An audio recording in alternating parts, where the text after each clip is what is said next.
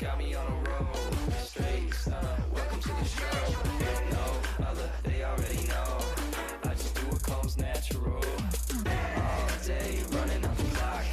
Fast paced, never gonna stop. Big change, see you at the top. I just do what comes natural.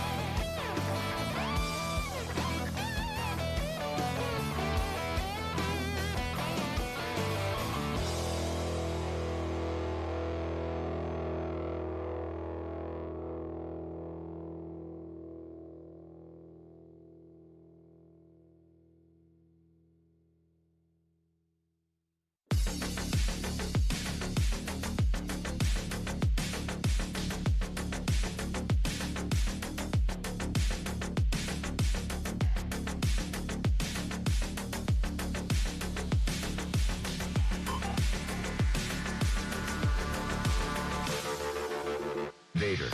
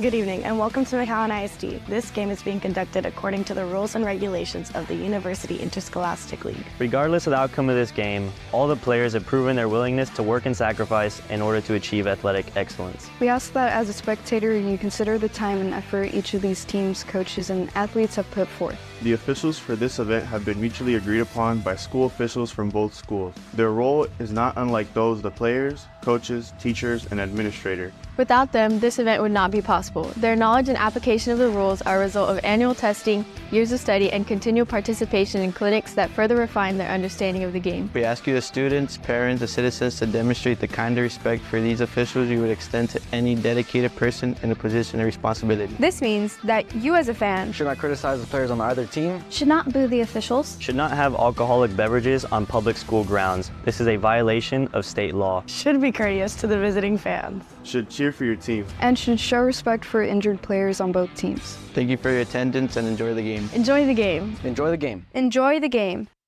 The following presentation of McAllen ISD Football Night is brought to you by Dairy Queen, Bogus Ford, Performance Therapeutics, South Texas Health Systems Clinics, and by Lone Star National Bank. On behalf of our school board and our entire McAllen ISD family, I welcome you to the DQ Fan Field at McAllen Veterans Memorial Stadium. I wish those who are competing today the best of luck, and I hope you enjoy your stay. Everybody know that you're a threat with a rest. Let's go.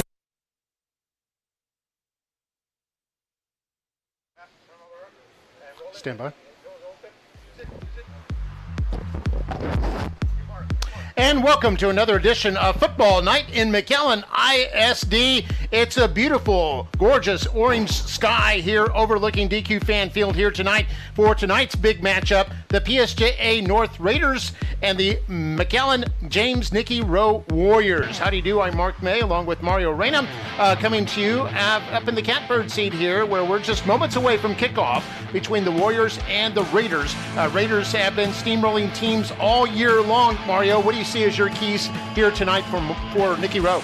Well, Nikki Rowe just has to say we have to play the game. They know it's a highly ranked team, but they got to get some stops. And that's going to be big for them.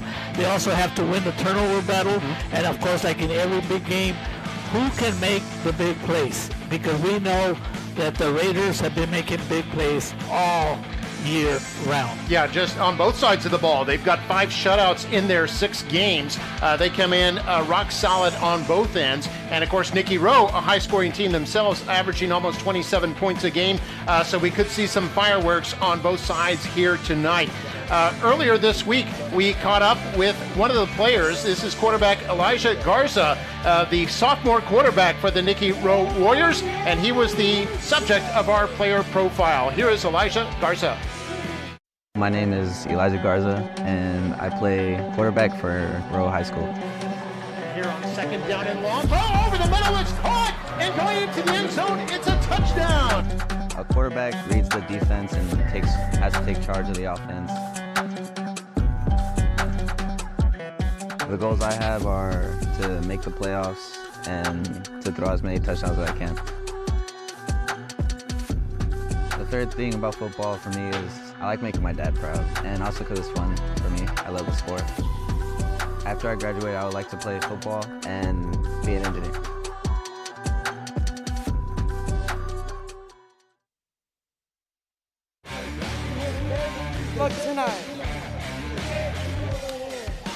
And welcome back. And looking at PSJA North Bar's players to watch, they've got a lot, but quarterback Alejandro Aparicio has completed 65% of his passes this year, 5 touchdowns, and is also a force to run it or throw it in that PSJA North backfield. Meanwhile, for the Nikki Rowe Warriors. Running back Isaiah Mata, he's a senior, leads the team with over 550 yards this year, averaging about 6.5 yards a carry, and has 8 touchdowns total, both rushing and receiving. He's a dual threat out of that backfield for the Nikki Rowe Warriors.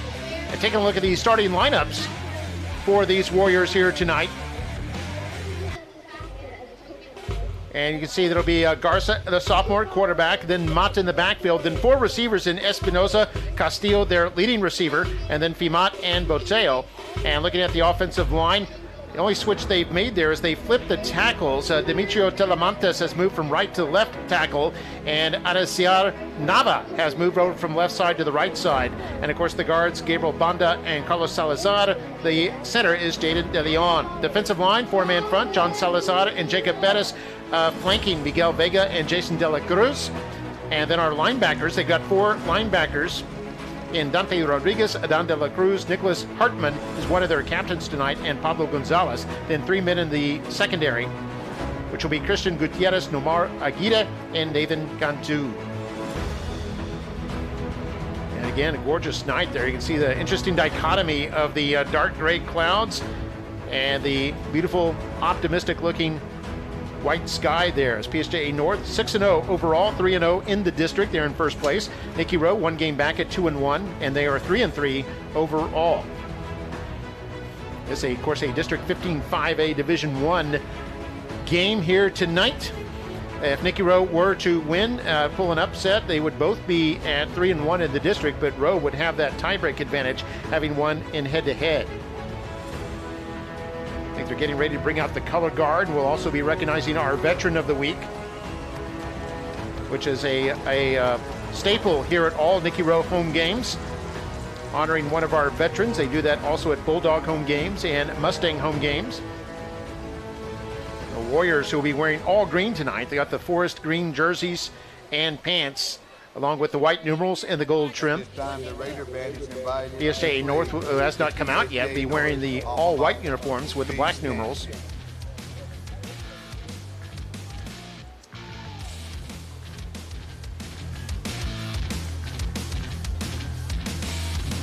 PSJA North has their band out on the field, getting ready to play their alma mater. I think they're playing that right now, and then just a moment we'll have our Veteran of the Week, who is Mr. Antonio Castellano, tonight. He'll be coming out in just a moment. Some of the other stats we can look at here this evening, we mentioned Mata's numbers. The quarterback, Garza, has thrown for close to 700 yards, has completed 55% of his passes, has 9 touchdown tosses this season. And we mentioned Castillo's the leading receiver, averaging almost 13 yards a catch, has 16 receptions for close to 200 yards, has 1 score. And Mark, a stat I would like to throw out is on team stat. The defense for Far North, unbelievable. They've only allowed 17 points in 6 games, and they have 5 shutouts. So that defense has really stabilized themselves. It's just an incredible defense. So Rowe has to play mistake-free. And we'll take a look at our officials here for tonight, a 7-man crew, led by Mr. Juan Rodriguez. I love this, getting them to pose for us. Juan Rodriguez, Gracia Reina, Jose Jackson, and Dian Gubayan, who misspelled Reina there, and also Edgar Gonzalez round out the crew of 7. Look how serious they look, Mark. They're ready. Yeah, they're ready. They got their game faces on too, as do the Warriors and the Raiders. Take a look at the standings here. We show you that PSJA North was in first place. McAllen Memorial in second after their win last night, a big win over La Jolla Juarez Lincoln, and they move up to just a half game behind the Raiders. And then Mackay and Enberg Bella, Nikki Rowe, all at 2-1, all in action here tonight. Rio Grande City is 1-2, and then Palmview and Juarez Lincoln both looking for their first district wins right now. And Mark, I think in all the years we've done this, I've never seen a team come in here with a 254-point differential. Yeah. The PSJA North averaging over 45 yards a game, giving up under 3 points a game. They have, like we said, 5 shutouts in 6 games. Only team that scored on them was Los Fresnos. That was a 54-17 Raider victory. I think they're now about to recognize the Veteran of the Week, Mr. Antonio Castellano. Served in the U.S. Army for 16 years, rising to the rank of sergeant. Here he comes out onto the field right now. He is now a senior deputy with the Hidalgo County. He's part of Operation Enduring Freedom. Now a senior deputy with the Hidalgo County Sheriff's Office. He's joined on the field by his wife Sylvia and his daughter Layla and son Antonio Jr. We are appreciative. We certainly appreciate him for his service. Please remain standing for the presentation of our state and national colors presented by cadets of James Nikki Rowe High School Junior ROTC, and remain standing for the singing of our national anthem. The Rowe Junior ROTC. Appreciate Mr. Castellano and his family. And we have the color guard coming out. Our color guard tonight on the right rifle is Cadet Command Sergeant Major Isabella Cortez. The left rifle, Cadet Captain Javier Olivares. Carrying the Texas flag is Cadet Captain Martin Vasquez, and carrying the American flag, Cadet Major Edgar Salceda. And now we're going to have the singing of our national anthem performed by a member of the Nikki Rowe High School Choir. She's also a member of the show choir Razzmatazz and a Palm Award winner for drama and theater. This is Gisela Garcia.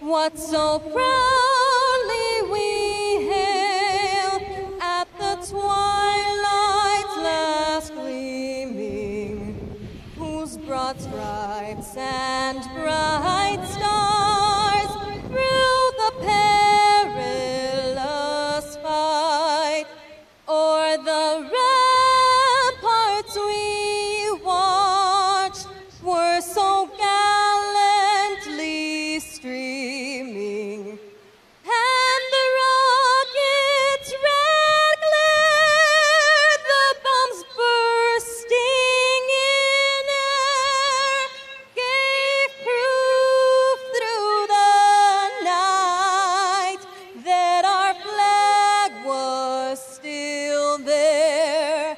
Oh, say does that star-spangled banner yet wave,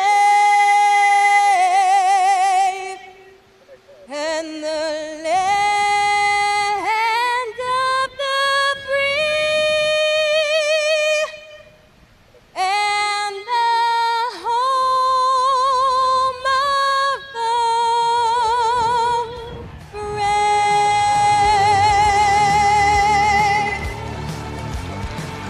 Well done by Gisela Garcia, member of the Nikki Rowe Choir, under the direction of Mr. Joshua Watkins. She's also part of the show choir known as Razzmatazz. Man, was that a singing of the national anthem. Yeah, great job by her. It's one of the things I love about high school football is that not only does it showcase the athletes, the football players, but also your other student groups like your cheerleaders, your choir, your band, your color guard, JROTC, and of course even your student council that gives the welcome. Talent all over the place, Mark. Yep, and about ready to begin here. PSJA North and Nikki Rowe, they're in his 8th year as head coach of the Warriors, Coach Robert Flores. He's also a graduate of Nikki Rowe High School back in the 1990s. So, truth be told, if he cuts himself, his blood comes out green. Of course. And I wonder if he got any sleep this week, Mark. Oh yeah, I know this is against. What do you do? How do you prepare for their defense, and how do they prepare for their offense? But if Rowe can play according to the best of their ability, that's all you can look at, right, Mark? Indeed. And of course, on the other side, there in the gray top, there we see Coach Marcus Kaufman, not unknown to McAllen ISD football fans. He was offensive coordinator at McAllen Memorial for many years, and now in his 8th year as head coach of the Raiders at PSJA North. Hard to believe it's already been 8 years since he took that head coaching job. If you would have said that, Mark, I wouldn't have known. And here come the Warriors. You saw the Raiders coming out as well. And we're ready to play some football here at DQ Fan Field. Perfect weather for tonight. Although we've got some storm clouds in the area, there's a little chance of rain. Have not seen any rain this evening as yet. And it'll be the Warriors and the Raiders here. Warriors come in 3-3 overall. Last week they lost to McAllen Memorial. Before that they beat Juarez Lincoln and Palmview. Then they had a loss to Sherryland, and in week 2 a win over La Jolla Coyotes, and opened the season with the loss against Sherryland Pioneer. The Warriors do have the team to compete, but they just have to play a complete game. The defense for the Warriors come into this game as the second best defense, only allowing 253 yards per game. Yeah, and both of these teams can light it up offensively. Rowe has scored over 50 points once this season, and PSJA North has scored over 50 3 different times, including a 55-0 win over La Jolla Palmview last week. And the Raiders opening up with the win back in August over the PSJA Bears. Then they beat Los Fresnos Falcons, and then Laredo United South. And then 3 district wins over Mackay, Edinburgh Bella, and La Jolla Palmview. And here's the kickoff. It'll be PSJA North to receive. It's be short a little bit. North having a little trouble with it, but picked it up at the 22-yard line. Now across the 30, has some room, and able to get up to about the 40-yard line. It'll be good field position for the Raiders. On the tackle was Jacob Gonzalez for the Warriors, and I believe on the return was Andrew Alvarado. And so it'll be a first down at the 40. What do we expect from the Raider offense? They do have 2 real good running backs and 2 real good quarterbacks, so I mean they can put it up in the air too. It's a real balanced team. There's Aparicio under center. He's going to do play action on first down. Wants to throw, being chased. He's going to be sacked. And the Warriors come up with the big defensive play on the first play of the game. And that's what the Warriors need to do all night long, come up with a big play, which is the key to the game. And we saw Dante Rodriguez, number 24, is the first man back there. And then his teammate, number 85, Jacob Bettis, also closing in.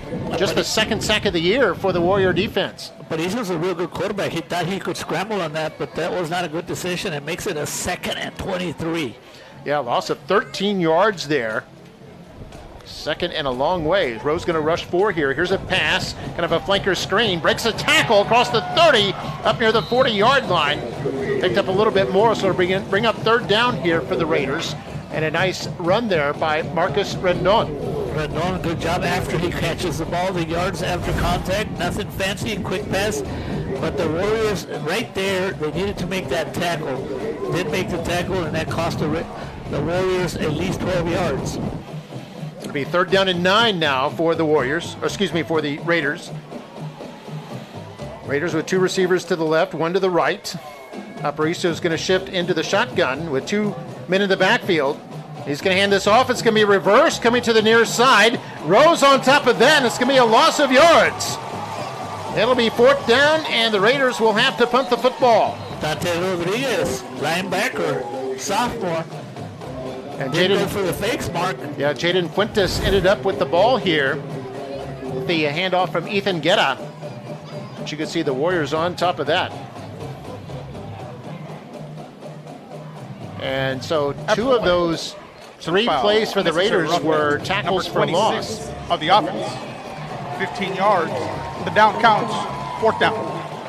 And I think they're adding to the penalty mark. After the play, there was an unsportsmanlike conduct penalty against the Raiders, and that pushes them even further back. But and it also remains a 4th down situation. So the Raiders will be punting. And in there to punt is Leroy Palacios. No rush. Palacio gets this off. Probably won't be a return here. The Warriors will let this go, and it takes a big Raider bounce. And it's going to roll all the way back to, looks like the Warrior 25-yard line. And because the punt roll, Mark, that cost the Warriors 20 yards. And I see that all season long, Mark. A lot of punts go on. Nobody wants to catch them, you know, or call for a fair catch, and all of a sudden you lose 15 to 20 yards. They're actually going to spot it at the 26. The Warriors will have their first possession. 10:35 to go in the first quarter.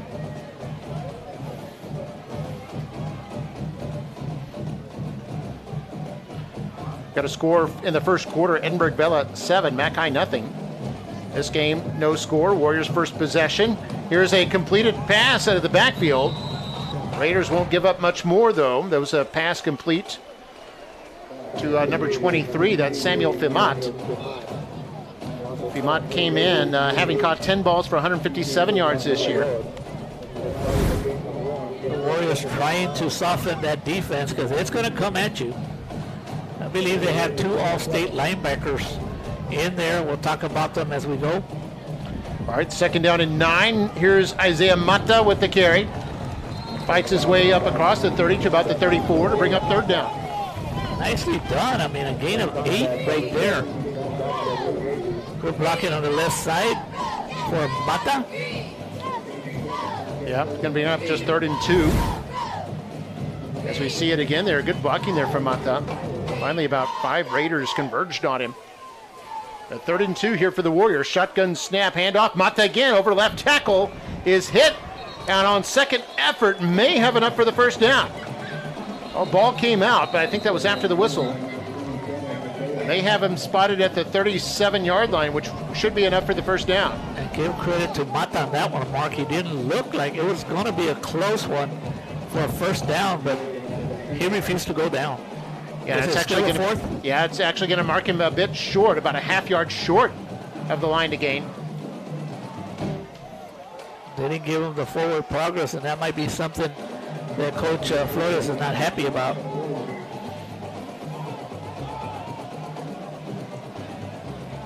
So it's 4th down now, less than a yard at their own 35-yard line. 9 minutes to go. Looks like the Warriors might go for this, or they might just be trying to get North to jump offside. They're going to go for it. Quarterback's going to keep it. Breaks a tackle, has the first down. And that was actually a wildcat. They did a shotgun snap to the receiver, Adrian Boteo, who ran for the first down. Well, he ran for the first down, and he also lost his helmet, but hey, how about that? Coach Flores is out here to win. He knows he's playing a tough team. You have to do different things, Mark, to win a game like this, and that is, you know, it was a risky play, but against a tremendous defense, and Coach Flores rolled the dice, and he was successful. That gives confidence to his team. And now Garza rolling out, pass toward the sideline. And this looked like it may have been intercepted, but was he in bounds? And I think they're going to rule that an incomplete pass. It was looked to be picked off by Leroy Palacios, but I think he landed with both feet out of bounds, so it goes down as an incompletion. Here's another look. Are lucky in that. He was rolling against his throwing motion, and maybe it would have been best for him just to throw it out of bounds. He got lucky. It wasn't intercepted. So we're at 8:29 to go in the first. Second down and 10 now for the Warriors. Man in motion. It's going to be Castillo looking to set up the screen, and it's going to be incomplete as the Raiders were on top of that one. Looks like it was intended receiver was going to be Samuel Ligues. And it brings up 3rd and 10. That play just didn't look like it had any rhythm to it. It was definitely a screen pass, but it just never developed. And you can see 3 Raiders right there on top of it. Even if Ligues had caught it, would not have gone far. 3rd down and 10. Garza being rushed and is going to be sacked by the Raider defense. A couple of Raiders getting back there. And it looks like, Jesse Montes and also Mikey Gonzalez. Yeah, we talked about number 6 and number 7 all night long. Mikey Gonzalez and Steven Garza will probably call their names out. But defensive coordinator Esparza he blitzed about 4 or 5 different players. At a loss of 9 on the play. So it brings up 4th down and 19. And the Warriors have their punting unit out there. Mata is the puncher, angling toward the right sideline. There'll be no return on that, but the Raiders will have good field position near midfield. Going to be at their own 47-yard line. And that's the other thing I see all year long, Mark, on special teams. They're constantly kicking the ball out of bounds, and they lose 10 to 15 yards. And when I see some teams from upstate, man, I see punters that are averaging 40, 45 yards, but just a little difference in philosophies. If you look at Coach Kaufman, I saw him before the game, and I told him not to forget, Mark, that he learned everything he knows here at McAllen ISD. He just chuckled and smiled, and he said, yeah, I guess so.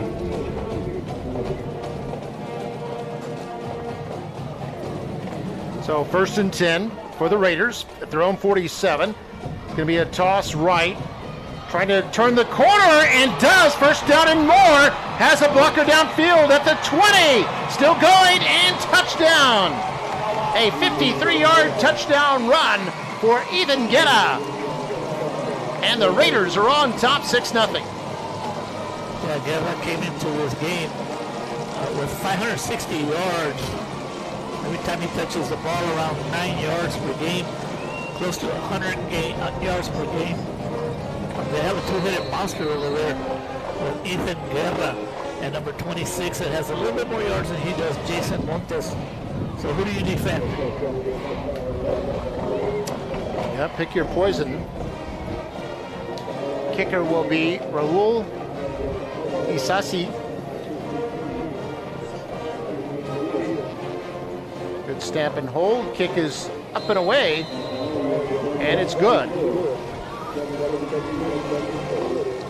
And our score here with 7:33 to go in quarter number 1 is the Raiders 7 and the Warriors nothing. Here's another look at the replay. This 53-yard run. His patience, Mark. He just developed. I mean, he took his time and waited for a hole to open, and it's over.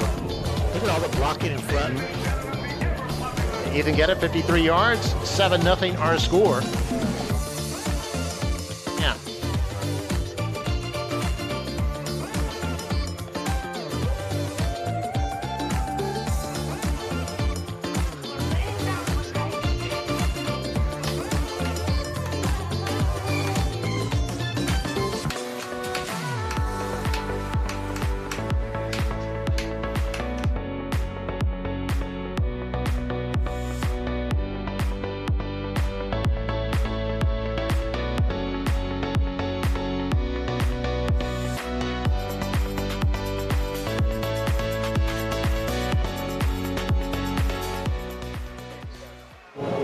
And we're back. Here's a short kickoff.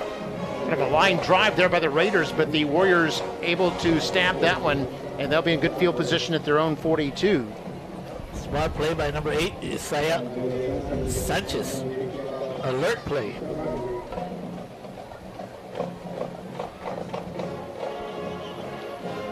So the Raider possession was just one play, 53 yards. It was a toss right to Ethan Guetta. Went to the house, and it's 7-0 Raiders at this point, midway through the first quarter.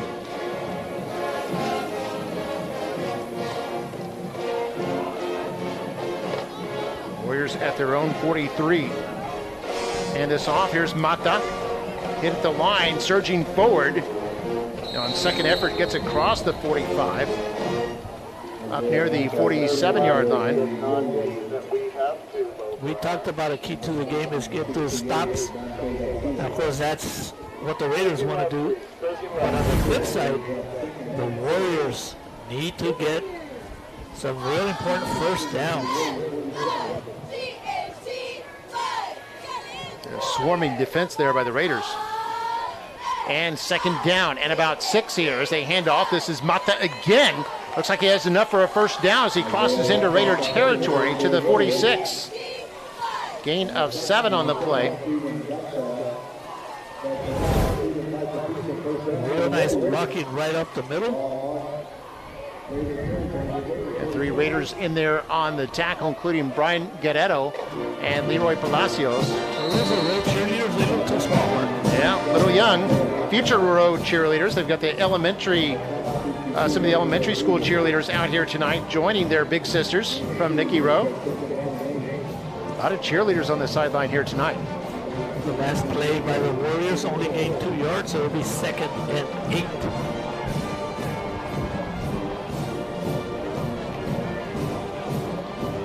Warriors come out with 2 receivers to each side of the line as a pass to the left side is going to be incomplete. Trying to get a flanker screen there. Intended receiver was Andres Espinosa. That looked like a play that had a little potential, and that's where the Warriors, they have to execute on every play. When they don't, they put themselves in a terrible situation. A 3rd and 8 against this defense was not easy. Now here they go on 3rd down, and the ball is loose off the snap. I think the Warriors may have gotten it back, but this is going to be a loss of yardage, and it'll also bring up 4th down. Lucky bounce for the Warriors, and they maintain possession. You lose 7 yards on that play. Now be forced to bring on the punting unit. A 4th and 16 here. And that's what the Raider defense does. They try to intimidate you to be nervous, and that's what happened on that play. Well, Garza stays in there at quarterback, and now we've got a timeout called by the Warriors. This is the first of the half. 5:27 to go here in the first quarter. 7-0 Raiders. We'll take a break. You're watching Football Night in McAllen ISD.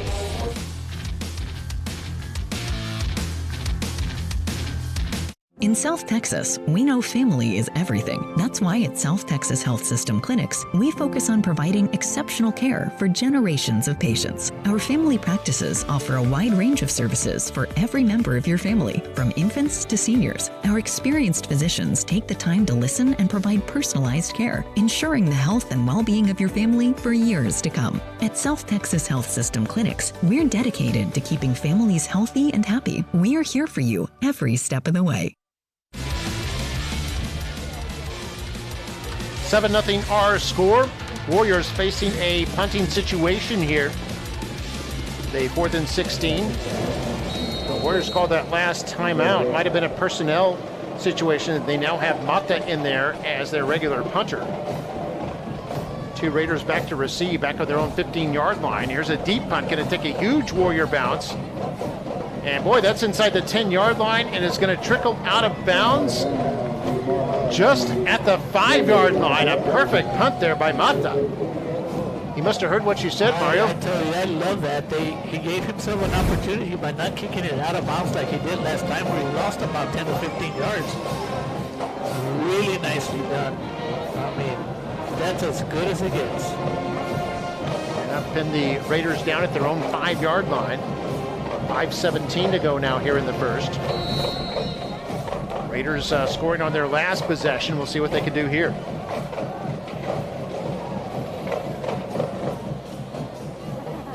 Unbalanced line to the right. They're going to hand this off straight ahead. And about 5-yard pickup there for the running back. That's Jason Montes with his first carry. Montes is actually the leading rusher with 740 yards coming into this game. What a luxury to have 2 good running backs, kind of like the McAllen Memorial Mustangs with Aleman and J.P. Garza. 2nd down and 5. We're going to toss this to the left side. And they'll get the first down here and still going, picking up a downfield block. Now at the 40, all the way up to about the 44-yard line. A terrific run there by Montes. Jason Montes is the type of running back that gets you the tough yards, but wow, he was kind of smart there, Mark. It looked like he was going to be hit, and they were going to push him out of bounds, but he's so smart, he just stayed in bounds and refused to go out. And he wanted more and tried to cut back upfield. 33-yard run there by Montes.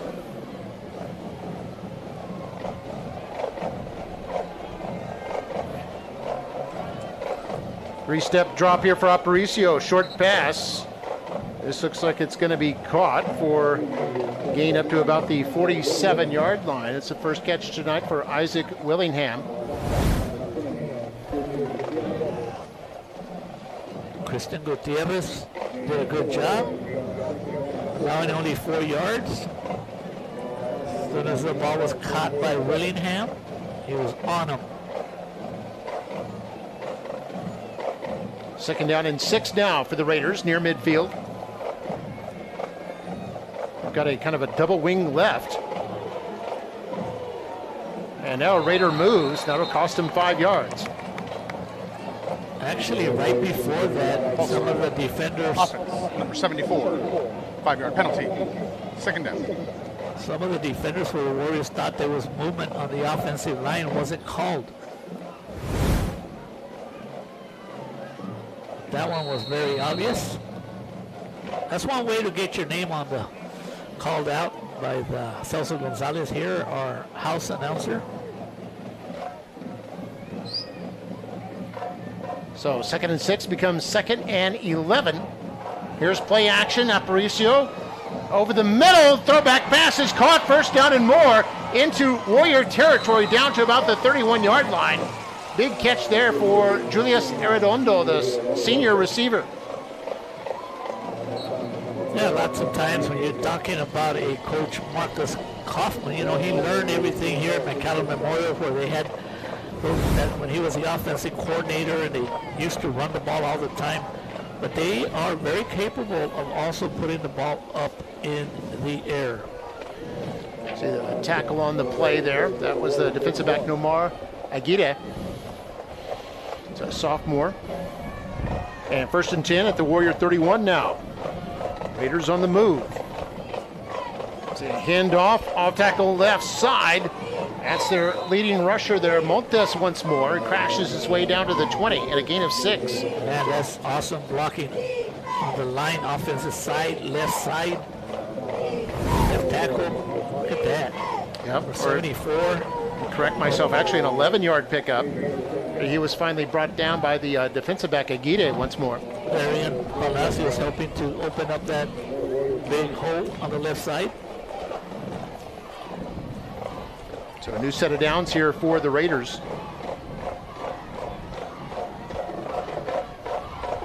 And goes in motion. That's Jaden Fuentes. Play action. Over the middle and incomplete. Was looking for Arredondo again. And that'll bring up 2nd down. And the reason Arredondo wasn't open, he lost his balance.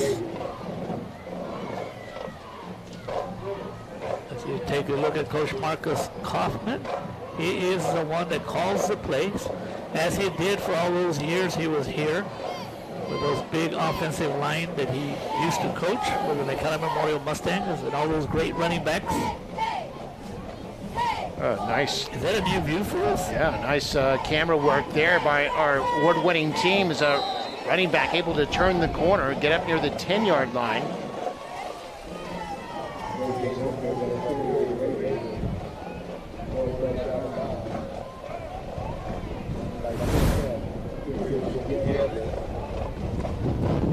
Just following his blockers, getting ready to go downfield. Good tackle by number 10, Christian Gutierrez.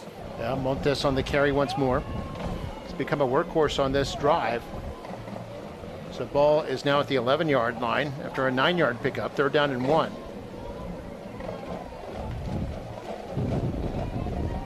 Got an unbalanced line to the left. They'll run this left. And it looks like they'll have enough for the 1st down. Short run there for Montes as he's tackled there by the defensive end, Jacob Bettis. 1st and goal for the Raiders now at the 8-yard line.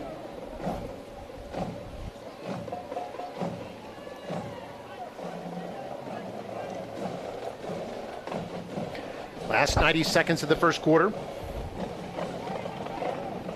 Raiders threatening once more. They have a 7-0 lead. A handoff, Montes, and Montes powers his way up to just inside the 5. Gain of 3 again. That'll put the Raiders over 100 yards rushing for the game. Jacob Perez on the defensive side did a good job of fending off the offensive lineman and got to Montes right away. So to bring up 2nd and goal from the 5.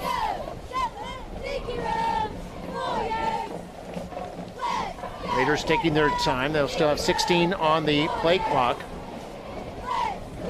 Lining up wide to the right there will be Jaden Fuentes. They've got a tight end on the left, split backfield. Aparicio is going to hand this off. This is Guerra trying to dance his way forward.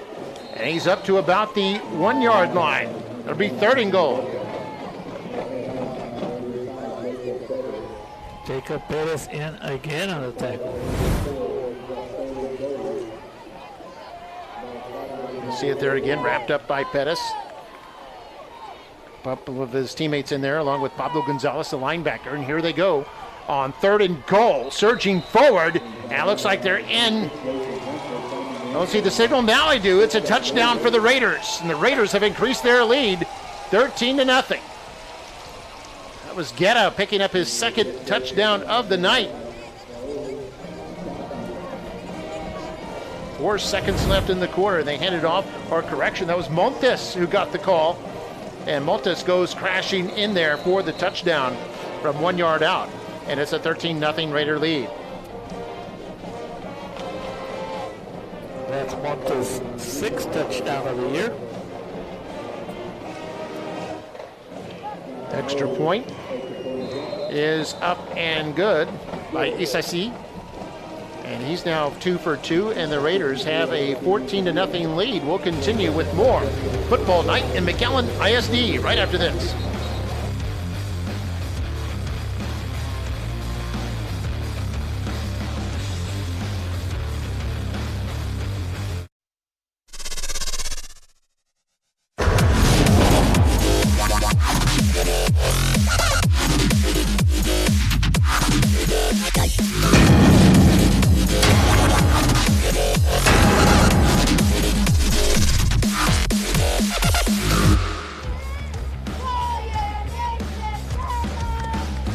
And welcome back, 14-0, Raiders on top. And that was a masterpiece of a drive. Remember, it started at their own 5-yard line. They went 95 yards in 11 plays and took 5 minutes, 13 seconds off the clock. Here's another look at the touchdown by Montes. Nothing but power football, Mark, and that was an impressive drive, and it just made it look so easy from up here. 14-0 our score. Jorge Alvarez will be kicking off here for the Raiders. And if this stays in bounds, this will likely be the last play of the first quarter. We could see Mateo Castillo back to receive at his own 10-yard line. Here's the kick, going to be high, a little bit short, fielded at the 19, across the 25, hit at the 30. And you hear the horn for the end of quarter number 1. So about a 12-yard return there for the Warriors. Brandon Silva. We've reached the end of the first quarter. It's Raiders 14, Warriors nothing, and you're watching Football Night in McAllen ISD.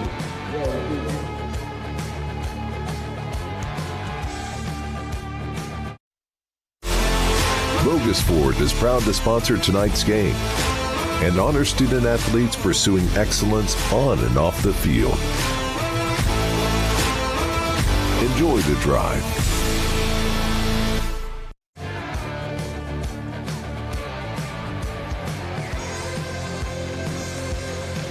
And welcome back to DQ Fan Field at McAllen Veterans Memorial Stadium. We're starting the second quarter now. Mark May with Mario Reyna, the rest of our award-winning MITV broadcast crew. The Warriors have it at their own 30 as we start the second quarter. So here's where the Warriors, I mean, they're trying to do it, Mark, but they got to have some first downs. They don't want to stay in this game. See, man in motion. That's Sebastian Islas. Quarterback wants to throw this and is caught out of the backfield. That's Islas on the catch and is immediately leveled by Jesse Montes.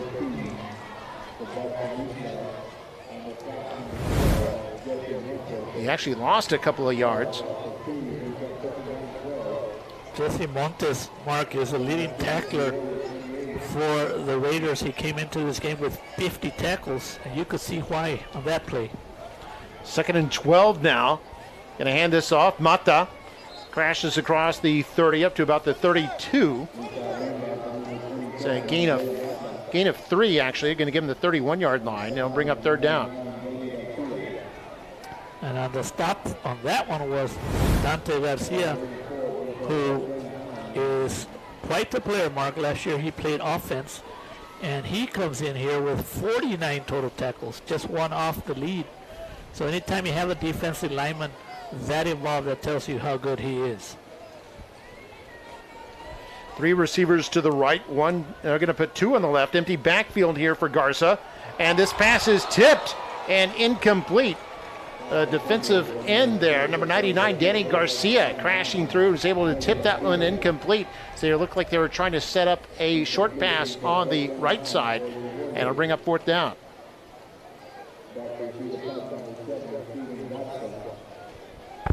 Warriors now 0 for 4 on 3rd down. And Mata comes in, he'll shift from his running back spot to the punting position. And see back there to receive around his own 35-yard line is Steven Garza. Mata in the punt for the 3rd time. So one hops into Mata, is able to field it like a good infielder and gets off a nice punt here. It takes a bit of a Warrior roll. And it's going to be killed at about the 41-yard line in PSJA territory.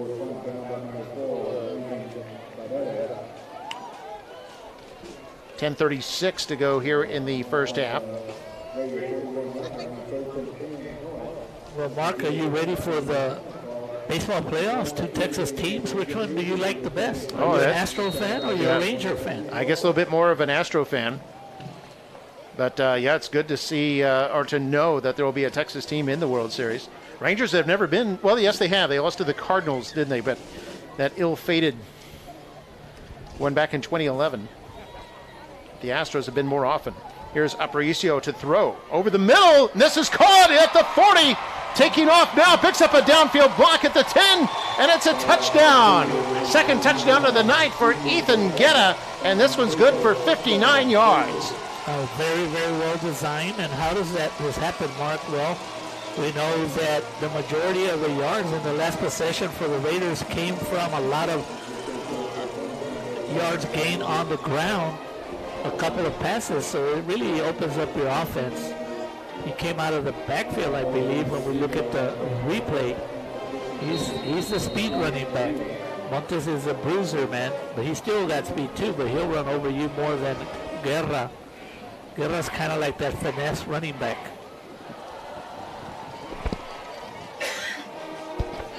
Here's the extra point try. Good snap and hold. Kick is up and away, and it is good. The score is now 21-0. Kicker Isasi is now 3 for 3, and the Raiders lead it by 21 points here. As we see this, Ethan Guetta, 2nd touchdown of the night, both of them over 50 yards. He was wide open. This one for 59. You see, he picked up a nice downfield block there from Arredondo and a couple of teammates, and the Raiders in command here with 10:27 to play in the first half.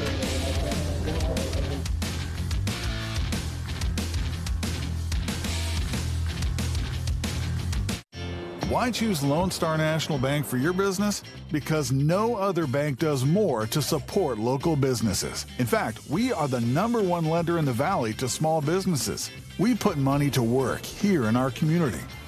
That helps our local businesses grow, creating more jobs and more opportunities for all of us. Working together.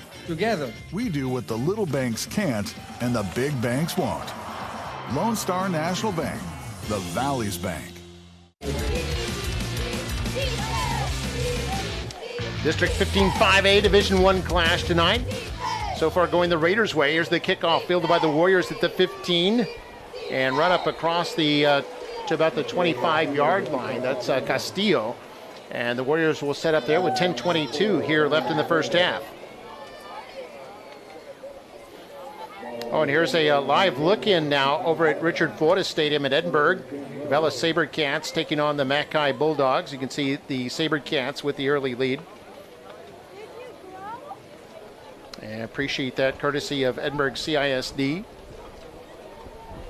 The Bulldogs in the white and, of course, Sabercats in blue. So far, Mark, we can see why Far North is highly regarded, the #1 ranked team in the Valley and also in South Texas. Yeah, and I think in the entire state they're ranked 95th amongst in all classifications. So out of 1,200 schools, from 6-man up to 6A, or it's they're ranked 95th. And I do believe they were playing last year deep in the, what was it, the third round? They were. They went to the fourth round last year, won the first 3 playoff games. There you go. And they were so close to winning that game in the fourth round too. So, and the majority of their starters from last year, they're here tonight. It was a young team. So loss of a yard, 2nd and 11 now. Shotgun snap, Garza with time. Still looking. He's going to let this one go into a crowd. It's tipped and it's caught. It's caught there by Castillo. And the Warriors have a first down. And maybe that's a lucky bounce or a lucky big play that the Warriors needed. I thought it was going to be intercepted. I was just to say, throw it out of bounds. Don't risk an interception because he was under heavy pressure. Yeah, picked up 15 yards on that play. Give credit to Mateo Castillo for keeping the focus. So 1st and 10 here at the Warrior 39. Garza back to throw. Now wants to run it. Hit by a linebacker. Broke a couple of tackles, but finally brought down at about the 41-yard line. Gain of 2. And I'm telling you, Mark, it is so hard to. I mean, they have so many good athletes. You get around 1, you get around 2, but here comes the rest. And the fans were not happy. We take a look at the replay. They're not happy because they thought that.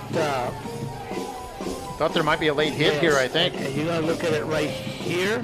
Number 99 is coming, and right there. Yeah, a couple of players actually there at the end, but here it's a 2nd down and 8 for the Warriors. A big run here, straight up the middle. And that is Boteo. And he's going to pick up the first down. Good hard running by Boteo. Now that's 2 first downs in a row, Mark. You got to get another one. 2 or 3 more. There's a 10-yard run. And now with Boteo again out of the Wildcats, going to throw this one. And this one's caught. That's number 23, Fimont, with his 2nd catch, and he picks up some yardage up to about the PSJA 45. And Boteo came into this game, Mark, with only throwing 1 pass. So now he's 1 for 2. So Boteo in there at quarterback. He's going to hand this off, and the ball's going to come loose. And then it's Castillo who falls on it, but it's going to be a big loss of yards here for Nikki Rowe. And when that happens, Mark, you pretty much just, you don't execute. Who knows what would have happened if it was maybe the right call. Could have caught the Raiders by surprise, but when you don't execute and you fumble the ball, you put yourself in a 3rd and 16 situation. And, I mean, all those stats look like they have to have like a top 10 defense in the state. Yeah, it was a loss of 10 yards on the play. 3rd and 16. Garza back in at quarterback. Flag is down. Garza lets it go. And this is incomplete. Looks like he was intended for Royce Todd, senior receiver. We'll see what the flag is about. And I feel sorry for quarterback Elijah Garza. We'll take a look at the replay. Dante, number 99, Garcia just leveled him after he threw the pass. Offside. Defense number 52. And there's a 5-yard penalty. Replay 3rd down. It's still going to be 3rd down. But Mark, take a look at this replay. As see Garza a little bit, and here comes number 99. Ouch. Yeah, big hit by Danny Garcia. Seen him with several big hits already tonight. So 3rd down and 11 now. Warriors with another shot here. Garza scrambling. Running out of time, lets it go. And it looks like it's intercepted. It was bobbled, intended for Andres Espinosa, and then picked off by the Raiders. That was an interception by Mikey Gonzalez, the linebacker. And that's a Raider defense. And who's coaching those Raiders? As you take a look at this replay, good job containing the quarterback, and he got leveled again, Mark. I don't know how many more hits he can get like that. He got hit real hard by number 7, Steven Garza. And I'd like to congratulate defensive coordinator over there, Coach Esparza, Albert Brett Esparza. I think he gets his coaching because his mom was a long-time coach. So hats off and a shout-out to Debbie Esparza, who she's real proud of her son. And look for him to be a head coach in the near future, Mark.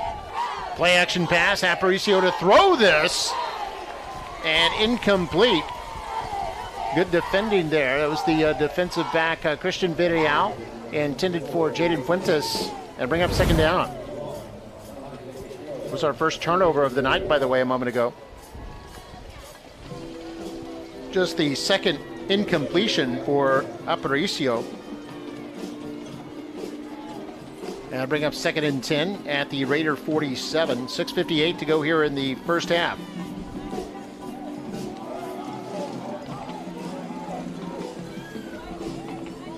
They've got a wishbone backfield, and they're going to toss this, pick up some good yardage here, going to be near the first down.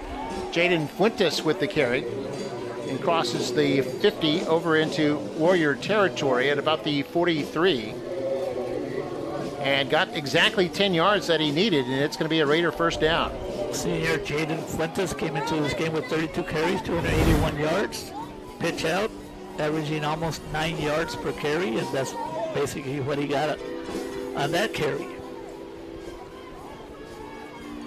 And they're going to go with a power eye left. They're going to hand this off to Montes. Montes picks up about 3 yards to the 40-yard line. It'll bring up second down.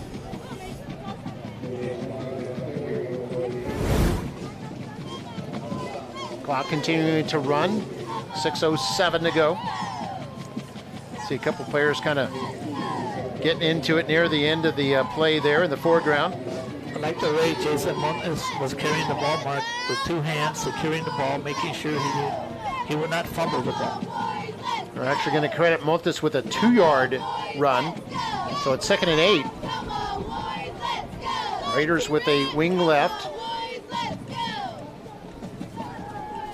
The tailback in there, that's Guetta.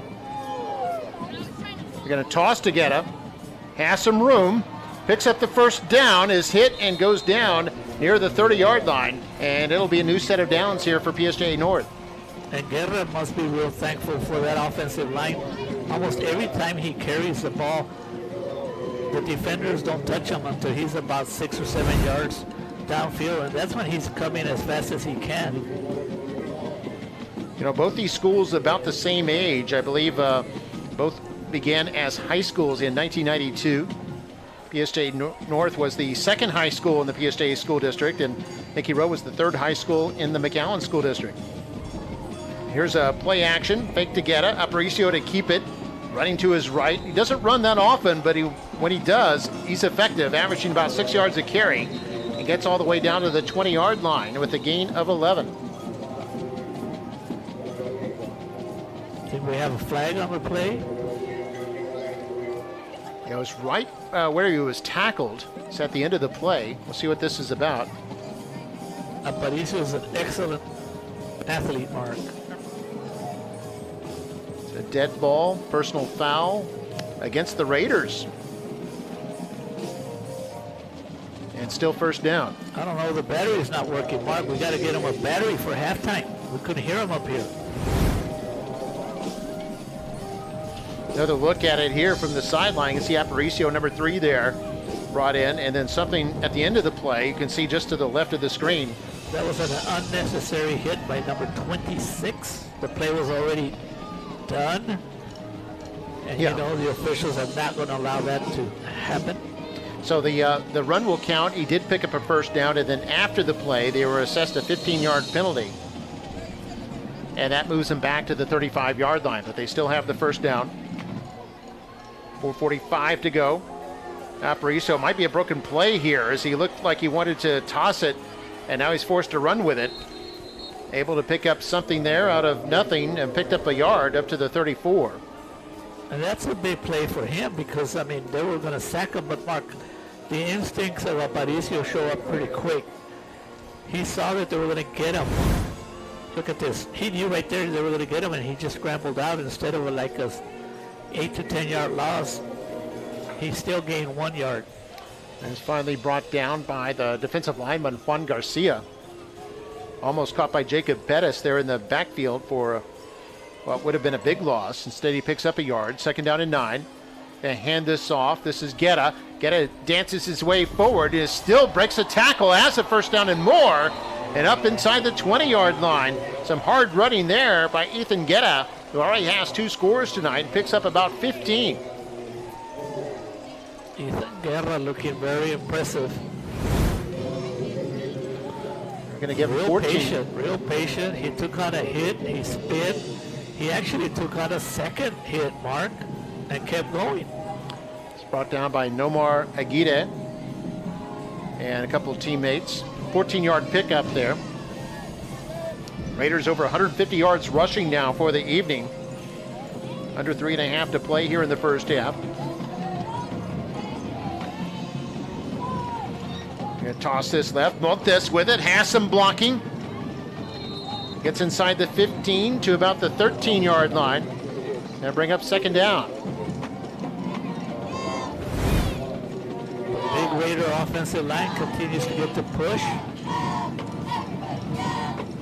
So far, how many yards did you say they already had? They're over 160 now. Wow.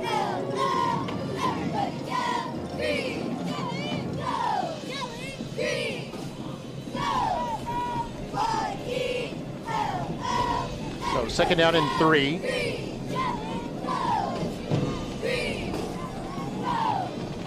Raiders taking their time, letting the play clock dwindle down to 5, now 4 seconds, and they snap it. Aparicio hit as he throws, completes this, or almost completes it. It's incomplete. Intended for Montes, who was unable to hang on.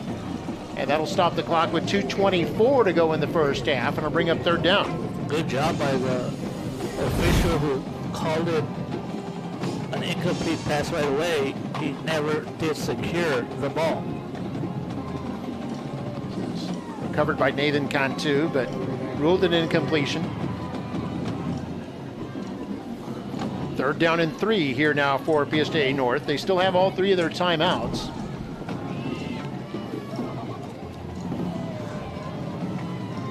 Aparicio wants to carry it. Picks up a block from Montes down the sideline and is in the end zone for the touchdown. And the Raiders increase their lead here late in the first half.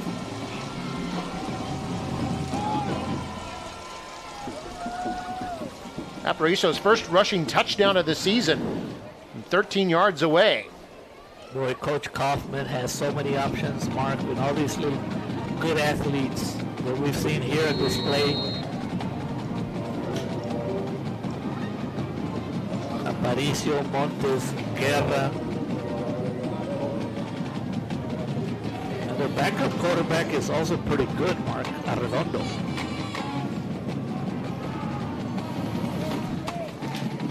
Here's the extra point try.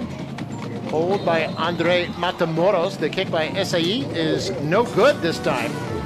So he'll be 3 out of 4, but they're still lead at 27-0 here with 2:18 to go here before halftime, and time now for our fan cam.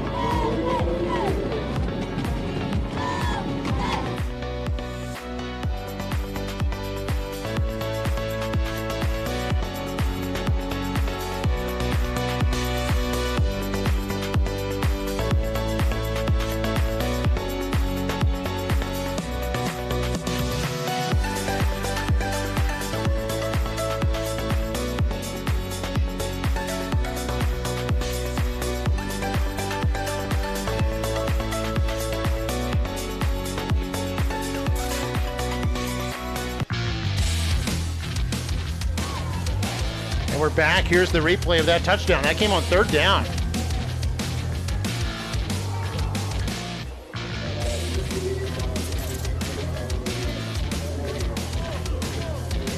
Jesse Aparicio.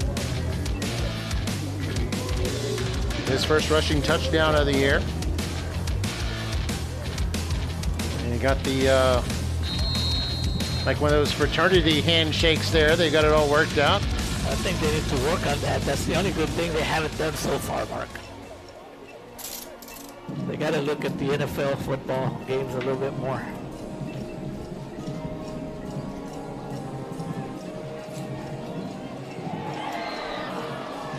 Oh, wow. The surprise there, Mark, on the onside kick. It almost worked. Actually, the Raider, I don't know what number it was, he had an opportunity to recover. Check it out, Mark. You can see. There, he had an opportunity to capture or to catch the ball that he did. Leroy Palacios. Yeah, they set that up well.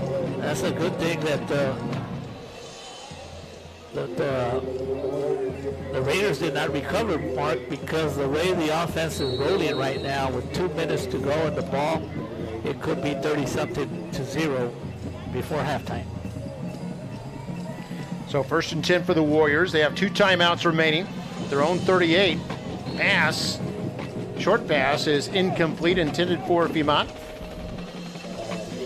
Gonna bring up 2nd down, and the clock stops at 2:13. Something you want to be cognizant of is not give the ball back to the Raiders with too much time on the clock. I don't know how many quarters that's been, but man, the Raiders don't like to give up points, do they, Mark? There's one of the stingiest teams around. Here's the completed pass to Islas. This is going to lose yardage. Back to the 36 and bring up 3rd down. Right there in the background, you could have seen the defensive coordinator, Esparza. But Mark, they cover every play. PSJA North.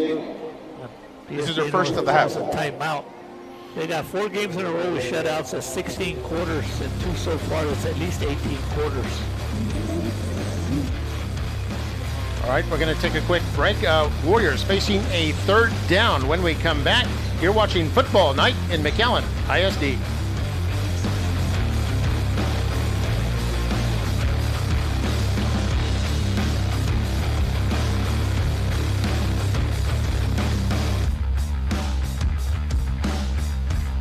Thank you to our business community. We appreciate sponsors like Dairy Queen, Bogus Ford, Lone Star National Bank, Performance Therapeutics, South Texas Health Systems, and so many other businesses that have made this beautiful scoreboard possible. Because of their support, absolutely no district funds were used, not 1 penny.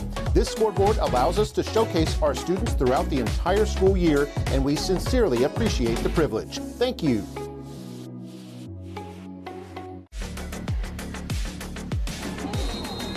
And we're back. 3rd down and 11 at the Warrior cheerleaders. Their spirits always remain high under the direction of Coach Larissa Cantu. And here's a flanker screen. Islas catches it, runs across the 35 up to about the 38 before he's thrown down.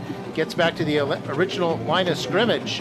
And I'll bring up 4th down. We'll see if the Raiders use a 2nd timeout here. This is the 2nd of the half. Quickly on the tackle. I think he's an all-state linebacker, or has potential to be all-state linebacker. We'll go ahead and keep it here. So the Raiders call their 2nd timeout. They'll have 1 remaining, but they are going to get the ball back with a chance to maybe put some more points on the board. They have a commanding lead here in this 2nd quarter. They had 14 points in the 1st quarter, 13 so far in the 2nd quarter. See both teams talking things over. This will be the first of 2 straight games the Raiders play against McAllen schools. Playing the Warriors tonight. They've got McAllen Memorial coming up next week. That'll be at PSJA Stadium on Friday the 20th. The Warriors, meanwhile, will travel to Rio Grande City next Friday. And here the Warriors facing a 4th and 9. They got Mata in there to punt. Back to receive is Steven Garza around his own 32-yard line. Raiders might put some pressure on. They do. Mata's able to get this off in time. Angling for the sideline. It's going to go out and stops the clock with 1:48 to go before halftime. By the way, Mario, coming up at the start of halftime, you know we always do that halftime kick for $100. Oh, well, guess who it is this time? It's going to be Rowe's new principal, Mr. Alfredo Gutierrez. And if he makes it, he's going to donate the 100 to the Rowe Parent-Teacher Organization. Awesome. So we'll stick around for that. Oh, that's a lot of pressure on Mr. Gutierrez. I know he used to play basketball. Guess where? There he is. Oh, there he is. He's getting warmed up. He's getting warmed up. Guess where he played basketball? Where's Mark? that? I'm giving you a hint. It's not the Warriors. Oh, PSJA. Yeah, he played for basketball for PSJA North. Was that under Coach Gongora? Absolutely. Yeah, Coach Jaime Gongora, a coaching legend over there. Here's Aparicio, 1st and 10 from his own 40. Going to throw long. Man is open. Cut at the 30. Still going at the 20. Being wrestled down at the 5 and near the goal line. They're going to say touchdown. A touchdown here for the Raiders right at the end of the half. And they expand their lead to 33-0. Marcus Rondon catches a 60-yard bomb from Aparicio. And what makes that play so pretty, Mark, is that Aparicio knew he was going to get hit. And he knew where to put it. Even though he was going to get hit, perfect pass. And that's why it was very important for the Warriors to try to get themselves at least a first down. And they know that. It's just so hard against that defense.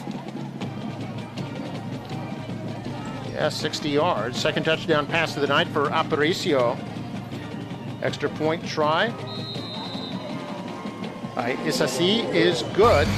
And he's now 4 for 5 tonight on his extra point tries. And the Raiders lead it 34-0 with 1:36 to go before halftime. Here's another look at that little moment of brilliance. He knew he was going to get hit, Mark, and he just threw the perfect pass downfield. And give him credit, Mark. After he caught the ball, Marcus Rondon wanted 6. And he got it. All right, we'll be right back. To be or not to be? That is the question. Line? Hello? Hello? Attendance today, success tomorrow. Attendance matters.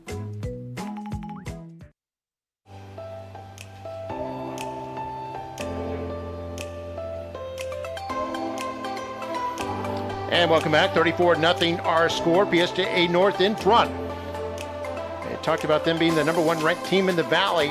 I was seeing some Rowe fans there having a good time there on the near the gate to that north end zone.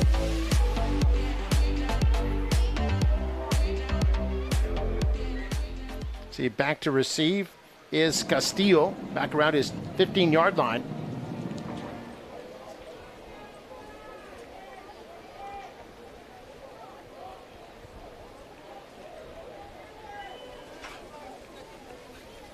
And here's the kickoff. It's another onside kick attempt, and this one, the Raiders appear to have it. Looks like Leroy Palacios, who almost came down with it a few minutes ago, comes down with this one, and the Raiders will be in business at the Warrior 45-yard line. Something's happening, #1. 5-yard penalty, free kick. Oh, 5-yard penalty is going to wipe that out. And it was Palacios himself who lined up offside. No wonder he got to the ball, Mark. Yep. So it'll be a 5-yard penalty. They'll kick from the 35. And that's a good thing for the Warriors not to give the ball away. With 1:33 to go, the Raiders are already showing they're very capable of putting the ball in the air.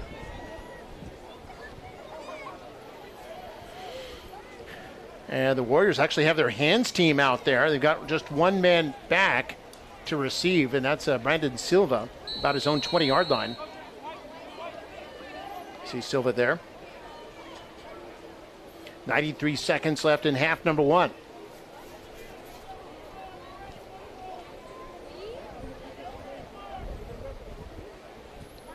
This is going to be popped over the hands team. Goes to Silva at the 31-yard line and returns it up to about the 37.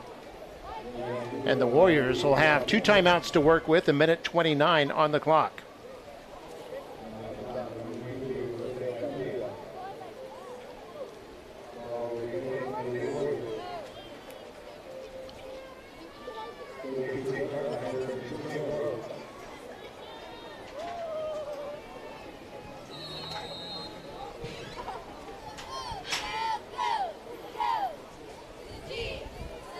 Garza will be in the shotgun. He's got Mata there in the pistol. 1st and 10 Warriors at their 36. Fimat in motion. Garza with time. He's going to throw long left side and incomplete. Intended for Espinosa.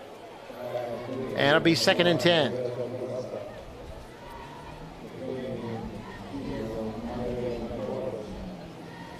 Give credit to the Warriors. They're still trying to see if they can get on the board here.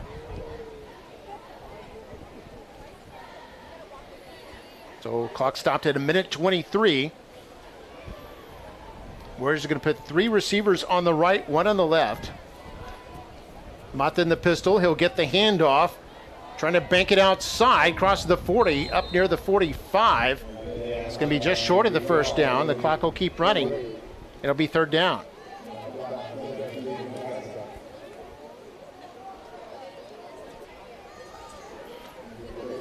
We're still looking for their first 3rd down conversion. Going to hand this off. Fake it to Mata, actually. Garza wanting to keep it. And Garza able to stretch forward and may have the first down after he was tackled by Ethan Montemayor.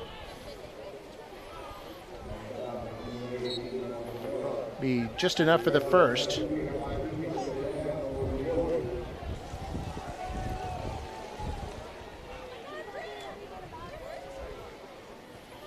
Garza on first down, completes this short pass here to Castillo. Still trying to run forward and loses the football though. And it's going to be a turnover, a fumble recovery by PSJA North's Ray Martinez. Martinez, just a freshman on the defensive line, comes up with the big play here. If you're a freshman on this team, Mark, you got to be special. That was a big hit. I'm wondering if that might have been Montes with the hit that launched the football.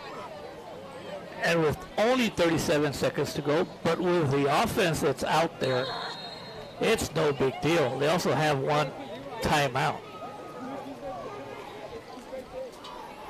There's Aparicio. Has the timeout, throws over the middle, and it's knocked out and incomplete. Great defending there by the row defensive back, Rene Benella. Looked like it was intended for Arredondo.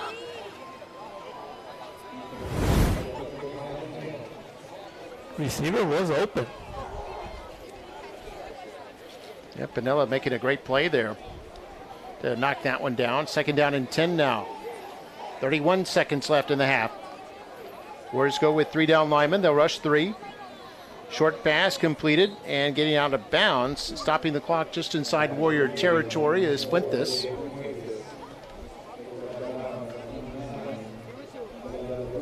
.26 seconds to go.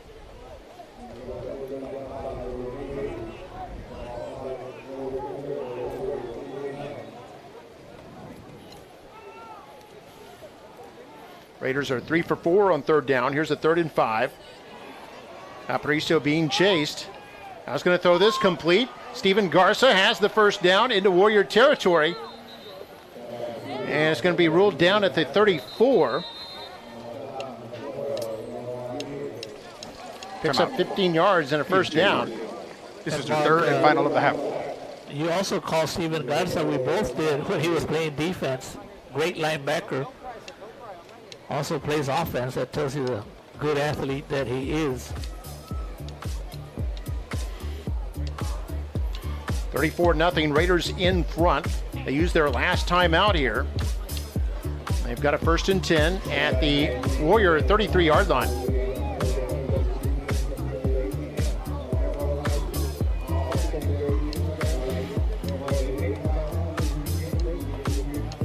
Warriors have, or rather the Raiders have not given up a point in district play, shutting out their 3 previous opponents. Looks like they'll have a shutout for at least the first half of this evening's game. 16 seconds left in the first half.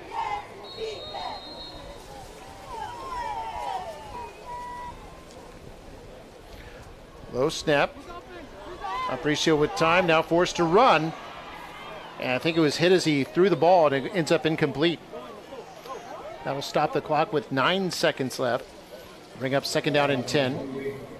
Now they've got time for maybe 2 plays. They don't have any timeouts, so if they complete anything over the middle or anything that doesn't get out of bounds, they'll likely end the half. Looked like the ball slipped out of Aparicio's hand. Well, Mark, he has an excellent spin move that helps him to get open. Has 2 touchdown passes in this half, gives him 7 for the season. Back to throw. Runs up into the pocket, losing a lot of time here. Going to throw over the middle. This is caught near the 15. There's the horn at the end of the half. And he's going to be bottled up down near the 5-yard line. That's Leroy Palacios. And now a lot of flags come in as there's some pushing and shoving going on right at the end of the half. But the Raiders, without any timeouts, could not stop the clock there. And the half is over. Good job by the coaches, Coach Kaufman and both sides, and the officials quickly getting control of this game before it actually gets out of hand. Awesome job. The officials will talk this over. I believe this will be offsetting penalties, but you never know. Sometimes it can lead to a disqualification, depending on what someone did or what someone said. The officials talking this over now at about the 3-yard line. There you see Coach Flores looking on. Saw a shot of Coach Kaufman a moment ago.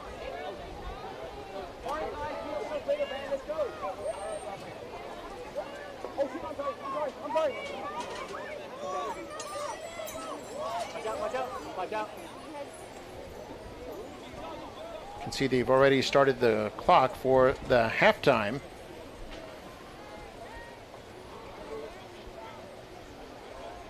Now they have stopped it.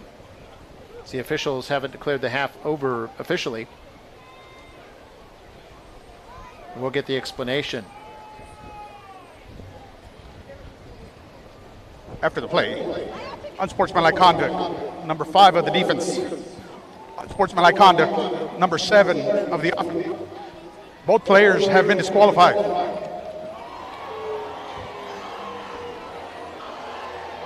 So 2 players disqualified from the game. Officials sending a message here at the very end. Coach Kaufman expressing disagreement.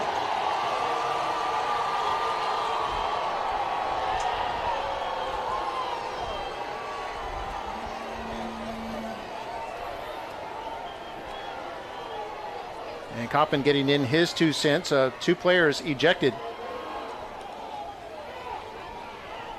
And we're going to have our halftime kick now at the end of the field.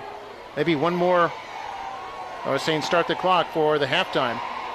Coach Flores getting an explanation as well as he lost one of his players. Please restart the clock at 28 minutes.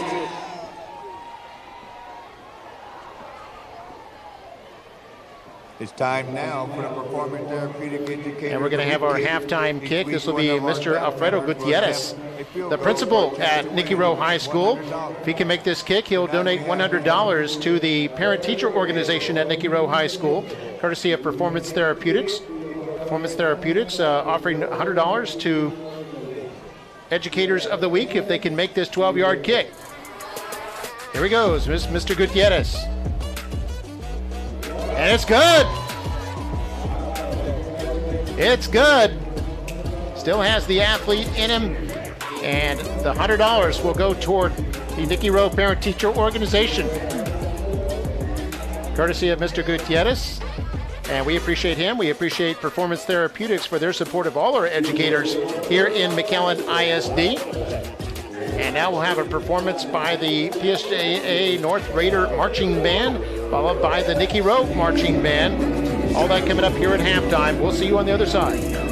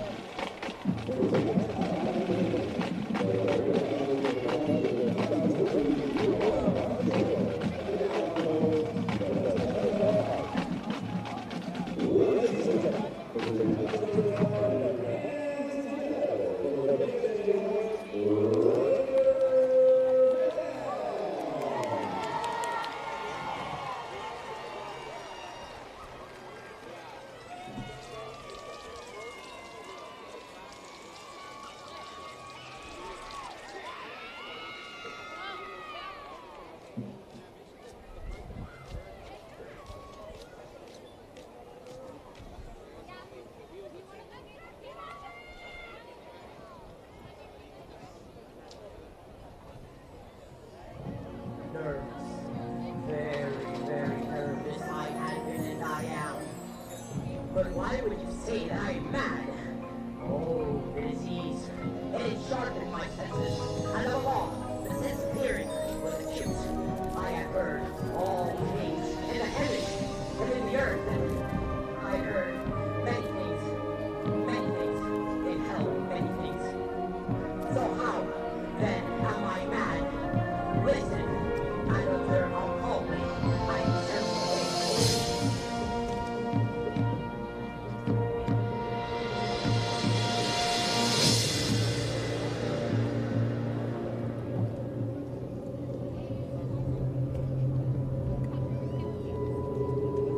the old man, the eye of a vulture, when it fell upon me, my blood ran cold. I made up my mind to take the life of the old man and rid myself of the eye.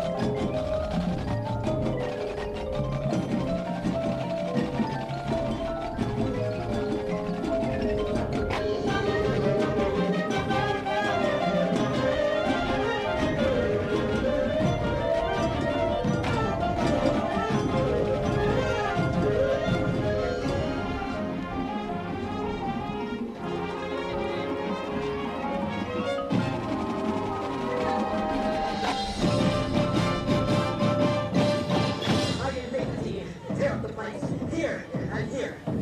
It's the people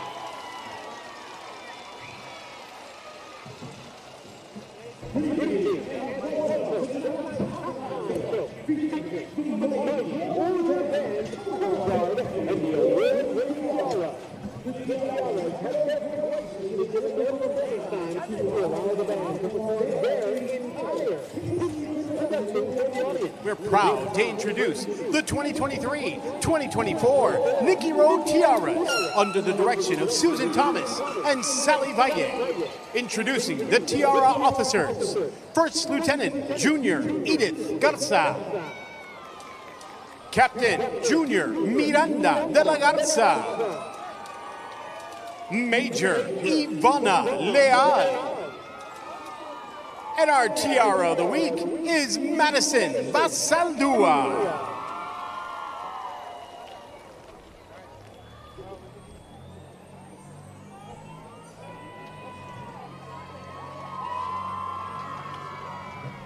The Mighty Warrior Band will now perform their pigskin show entitled Midnight City, where the streets have no name. The show begins on a cityscape, waking up for a busy day in a bustling metropolis, mixing the musical styles of M83 and U2. We then move into the hustle and bustle of a busy day with the music of Frank Ticelli, followed by the tranquility that accompanies the end of the day, highlighted by the music of Samuel Barber. We conclude with John Mackey, Aurora Awakes, highlighting the beginning of a new day as the sun rises again. And now, under the direction of field directors Kayla Tavares, Jocelyn Franquez, and Noe Mireles, we proudly present the Nikki Rowe High School Mighty Warrior Marching Band and Midnight City, where the streets have no name.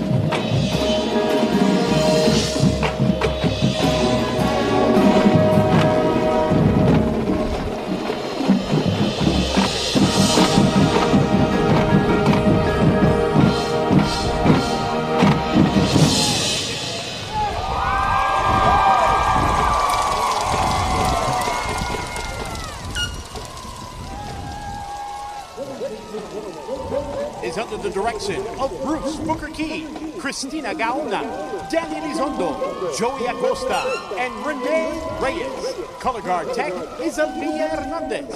And now, a special tomahawk salute to the great students, teachers, administration, community members, band parents, band boosters, and sponsors of the Nikki Rowe High School Band. And an extra special thanks to our central administration for their continued and tireless support of the community. The Warrior Band would like to wish the PSJA North Raider Band and all the other bands the best of luck on their pigskin performance tomorrow. Thank you, Warrior Nation. All right, we're back here ready for the third quarter. And we're going to have a special presentation going on at midfield. And they're going to recognize Miss Susan Thomas.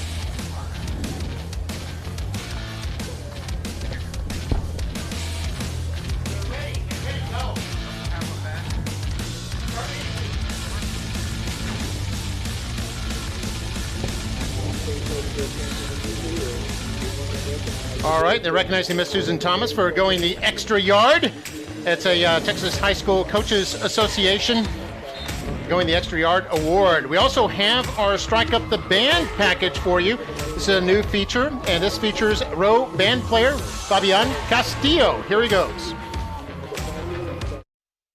My name's Fabian Castillo. I'm in the Nikki Rowe Band, and I play the tenor saxophone. When I first started, my uncle, he was in the Army, he played alto saxophone. He told me all these stories, and I wanted to be in band when middle school hit, so I chose the sax. When I'm playing the sax, it's like, I don't know how to describe it. It's just fun to play, like hearing it and then hearing yourself play it.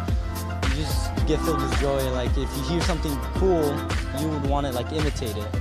See, as you're in the marching band, you think it's hard because you have to play, march, count, think about what you play, like all this memorizing thing. As the more you play into it, you'll understand where you have to march and how to stop and where to stop. And as you're around the crowd, you get more nervous, but you'll let go of that soon. And as you keep going throughout the years, you'll get better at it. Overall, I think I'm gonna keep playing sax. I won't stop playing it.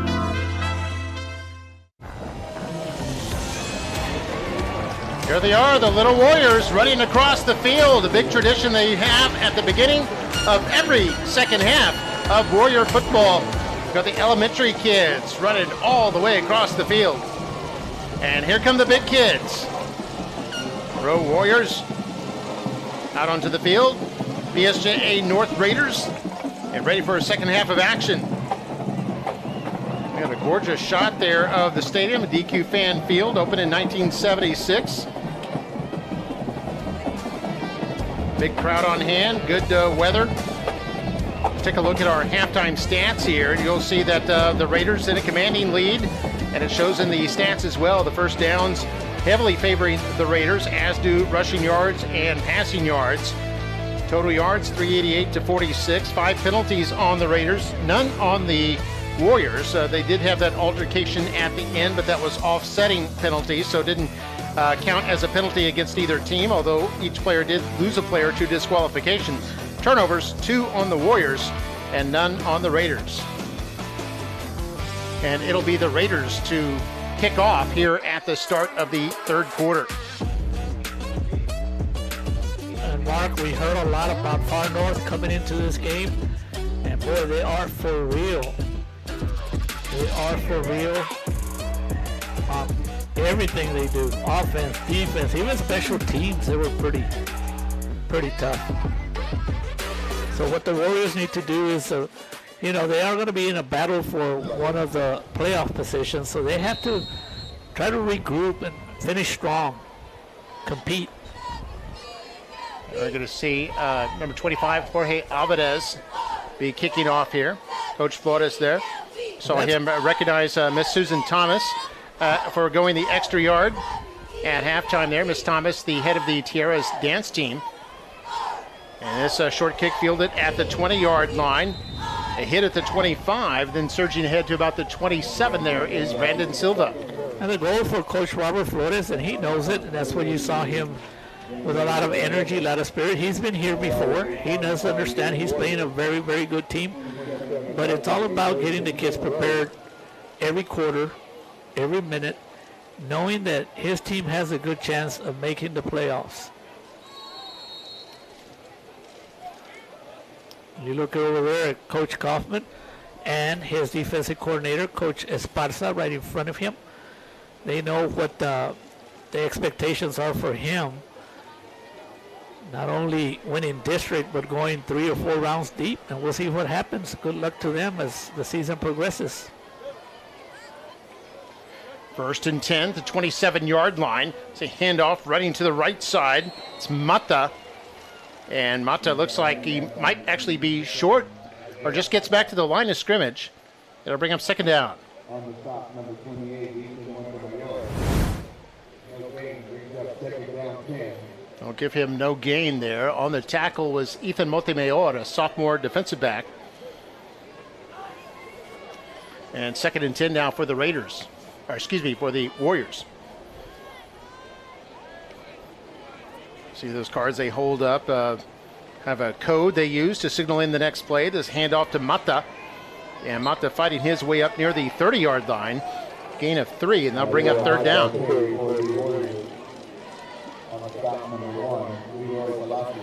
Warriors just 1 for 7 on 3rd down in that first half.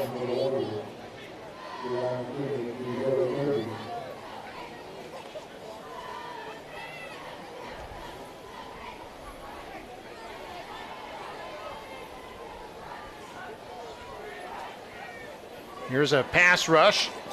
Garza wants to run it here on 3rd down. Is tripped up. Looked like he was going to make the 1st down, and they got tripped up a couple yards shy. Let's see where they spot this. He did get it. Yeah, they're going to give him the spot. He fell on his left hand, but he made the right decision of taking off when he saw the open field. And the good news was that right here, he made the decision, and look at this move right there, that cut. It's what got him into the open field, but unfortunately, I think he landed on his throwing arm. Oh, you're right. Yeah, 1st down, got exactly enough. As Garza's going to keep this one. Or excuse me, it was a direct snap to Boteo. Using that wildcat formation once more. And Boteo is going to be held to a yard gain. Dante Garcia in on the tackle. That guy has had a heck of a game.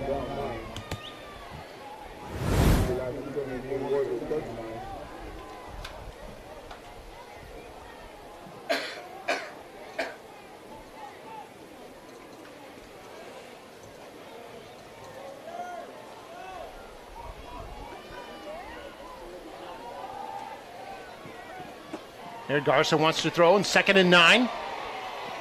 Flag is down as he evades the rush and is able to get up to about the 43-yard line, but we'll see what the flag is about. And another flag comes in at the end of the play. So flags on opposite ends of the field at the moment.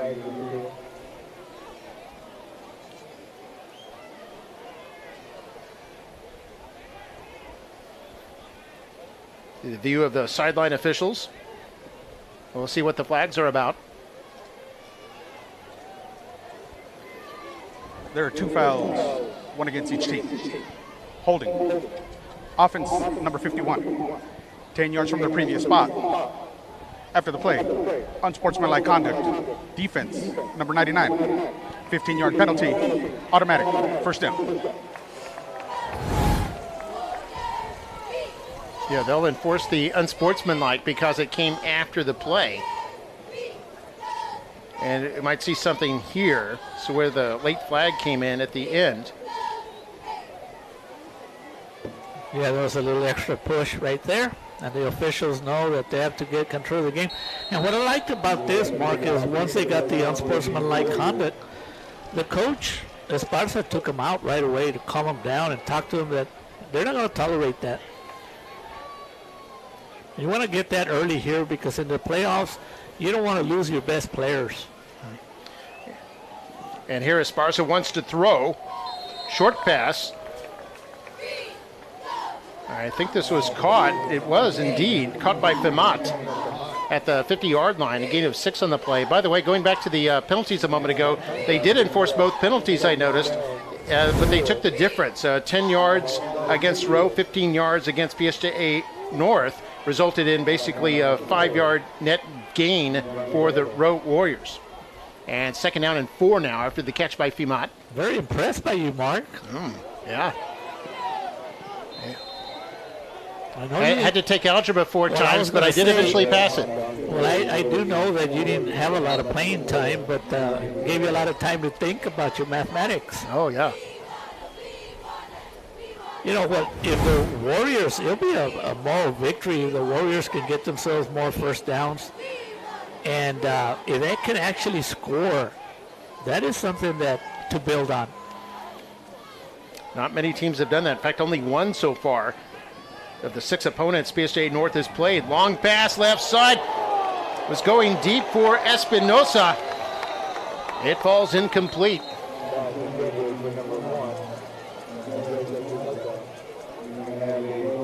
Another flag.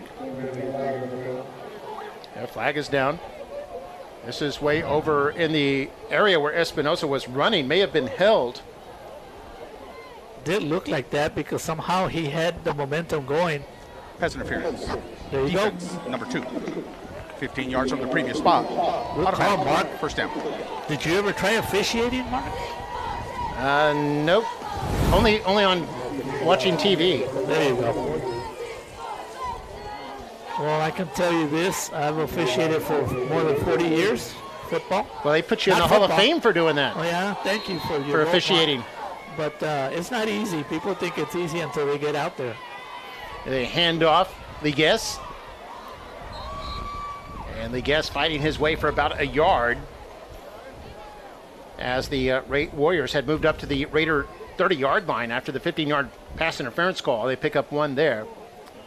And I do see, you know, when you have a 34-0 score, Mark, one team's going to be frustrated, you know, but I think the officials are doing a good job of talking to the players, keeping them under control, and that's why they had that ejection at halftime to show that they were not going to tolerate nonsense. False start. Offense, number 78. 5-yard penalty. It'll be a 5-yard penalty. And that, believe it or not, is the first official penalty against the Warriors, which it wasn't offsetting of some sort.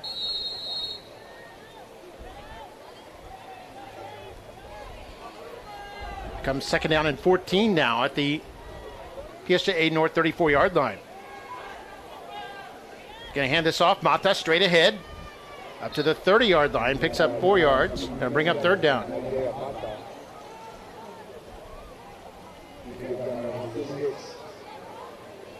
And on the tackle, number 6, Mikey Gonzalez. So here's 2 down territory, Mark. 3rd and 10, first time the Warriors are this deep on their end.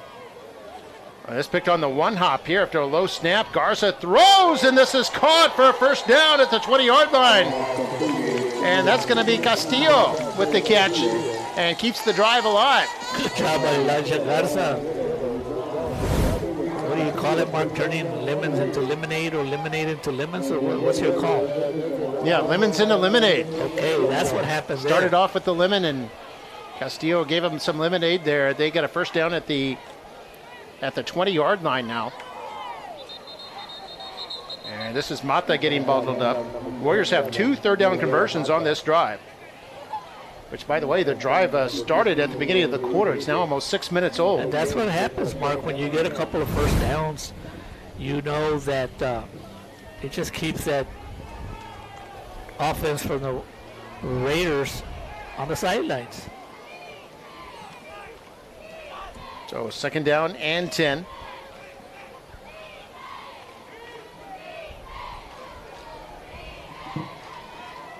Still 16 on the play clock. Warriors taking their time, maybe changing the call here. Mata stays in the block as Garza throws toward the end zone, and this is incomplete. A flag is down. It was intended for Fimat, and a flag comes down. And this might be another first down here for the Warriors. It looked like there was contact downfield. pass interference.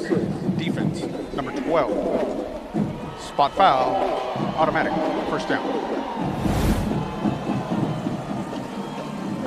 It's going to be a spot of the foul rather than half the distance. Let's see where they spot it. Be an automatic first down in any case. So here the Warriors will have, what are you looking at, 4 opportunities, Mark, to try to see if they can get themselves a touchdown. 75 yards in penalties against the Raiders. The ball's going to be spotted at the 9-yard line. And it'll be a first and goal here for Nikki Rowe.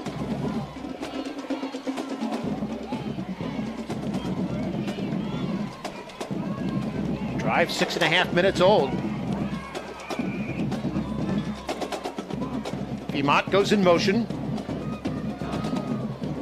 Imot will stay in the block as they give it to Mata. Mata bull rushing his way forward and still fighting near the 4-yard line, but the ball may have come out. And they're going to say Raider football. Raiders get their 3rd turnover of the night, and it's Mikey Gonzalez, I believe, for the 2nd time, has a fumble recovery. And that's unfortunate for the Warriors on their 3rd turnover of the night. They had their golden opportunity. It was a good play. They gained some yardage. See, Matos fighting near the 5, and there you can see the ball bouncing. It did indeed come out. I believe it's Gonzalez who fell on it. And with the ball at the 5-yard line, that's probably what the Raider offense loves, so they can go 95 yards downfield. 12-play drive that took 6 minutes, 39 seconds off the clock. All for naught. 1st and 10 at the 5-yard line here for the Raiders. They're going to hand this off, and a big hole here for Montes into the secondary before he's finally pulled down at about the 22, and it's a first down for the Raiders. You know, something that I've noticed from up here with you, as you know, I've officiated for more than 40 years, basketball and volleyball, and even baseball, Mark. Something I noticed from up here is that those Raiders, they keep pushing, they keep blocking, until they hear the whistle. They still push and block right before it's too late to get a penalty. So they play every down hard. A handoff on 1st and 10. This looks like Guetta fights his way up to about the 25-yard line. A gain of 3 on the play. Now at halftime, Mark, I saw some of the coaching staff from the McAllen Memorial Mustangs. And when I looked at them and they saw me, it was kind of like an understanding. They said, we need to get first downs when we play them. So they know what they're going to try to do when they play far north. See the Rowe student body. What a big time here tonight. And a run to the left side. This is going to be bottled up as well. We'll bring up 3rd and long here for the Raiders.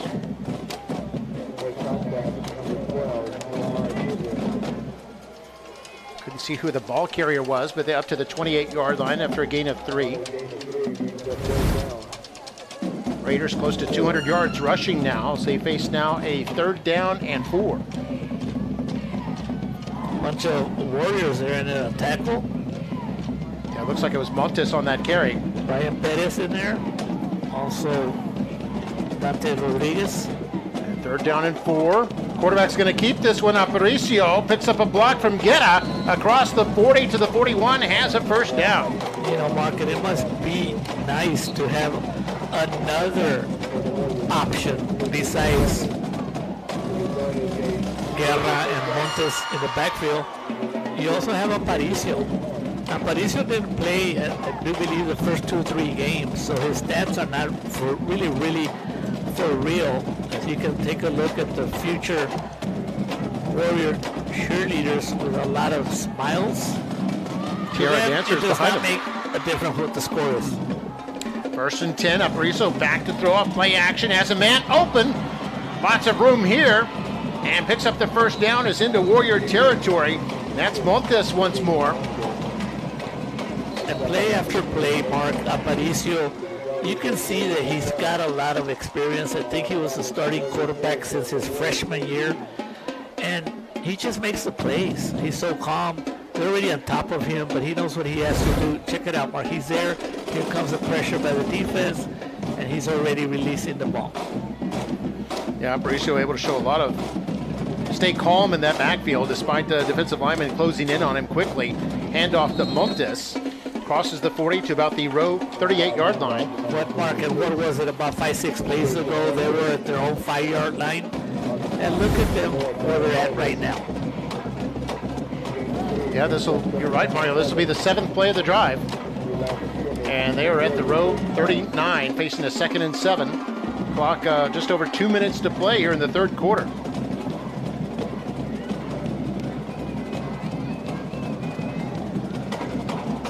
Still 15 to snap it.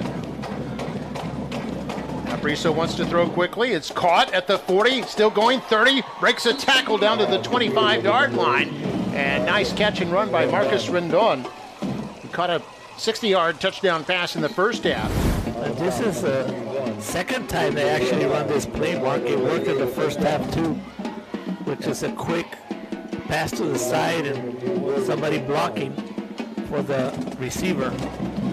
This one went for a more modest 13 yards. First down here for the Raiders. Under 90 seconds to go in the quarter now.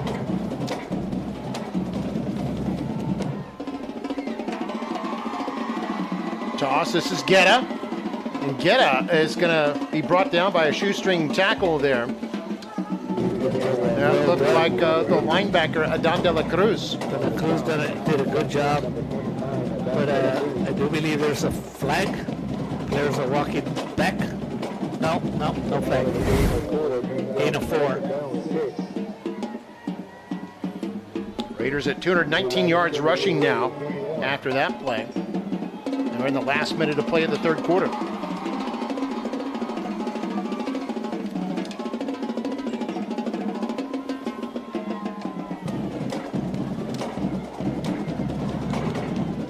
Here's Guetta.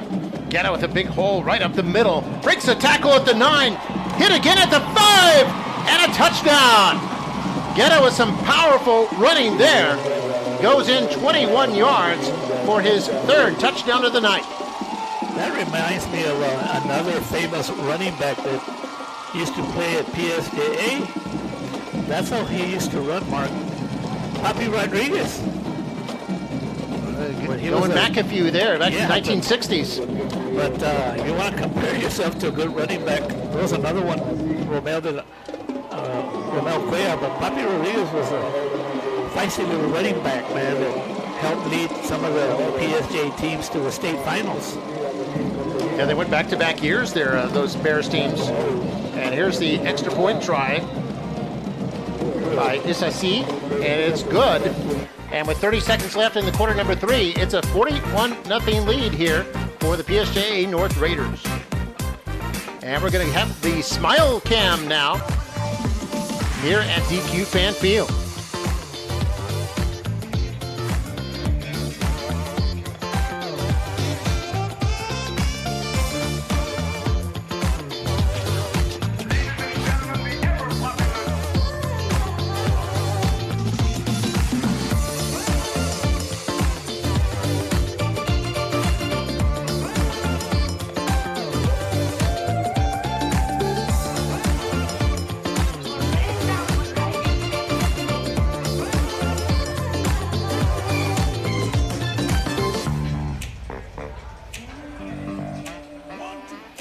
Take another look at that touchdown. Ethan Guetta's 3rd touchdown of the night.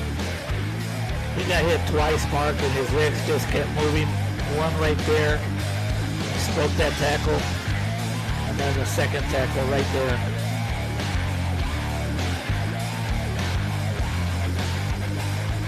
3 TDs tonight for Guetta. Too, Mark. Lost his shoe somewhere along the way. That didn't keep him from going into the end zone, did it?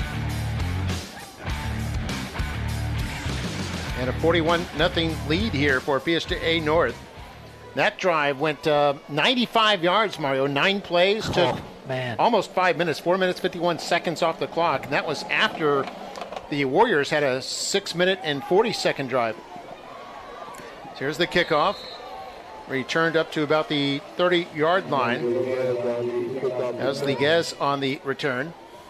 And this will be only the third possession of the entire quarter with 26 seconds left in the third.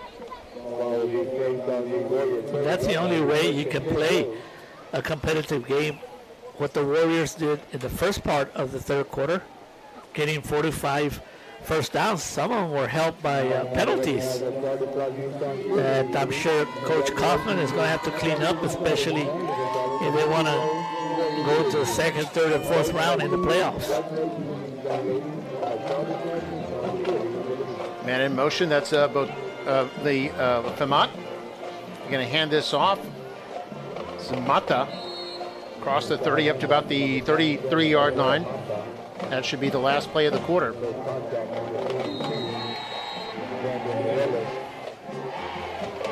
And we've got a scoring update for you in the third quarter. Official timeout for an injury.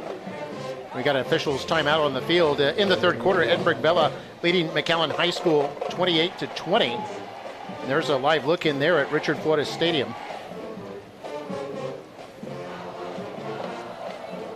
We've got a timeout on their field, 28-20, with about 3.5 to play in the third quarter there. It looks like the Bella Sabercats scored since they're doing the kickoff. So that must have been a closer game. Yeah, Bella had an early lead of about 14-0. These images courtesy of Edinburgh CISD. And we'll see Mackay next week. That'll be our next webcast as Mackay takes on their opponent. I believe it'll be La Jolla Palmview right here at DQ Fan Field. Well, right now it looks like there's 5 teams in this district, Mark. They're going to battle for 4 spots, and you can pretty much give PSJA North one of those spots. So then you're going to have Bella and the 3 McAllen ISD schools fighting for the 3 other spots. And just double checking, yes, it will be Palmview here next week against Mackay. Now ready for action back here at DQ Fan Field as the Warriors facing a 2nd down and 7. We have a false start though. False start. Offense number 1. 5-yard penalty. 2nd down.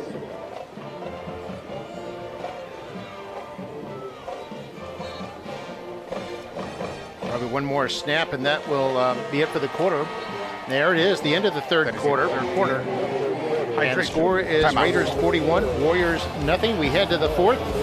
Warriors facing a 2nd down and 7. When we come back, you're watching Football Night in McAllen ISD. To be or not to be? That is the question. Line? Hello? Hello? Attendance today, success tomorrow. Attendance matters.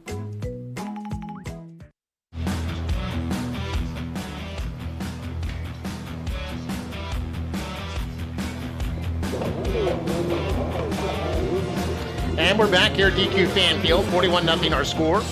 District 15 5A Division 1 action. And ready for the last 12 minutes here. There's the Warriors still looking for their first points.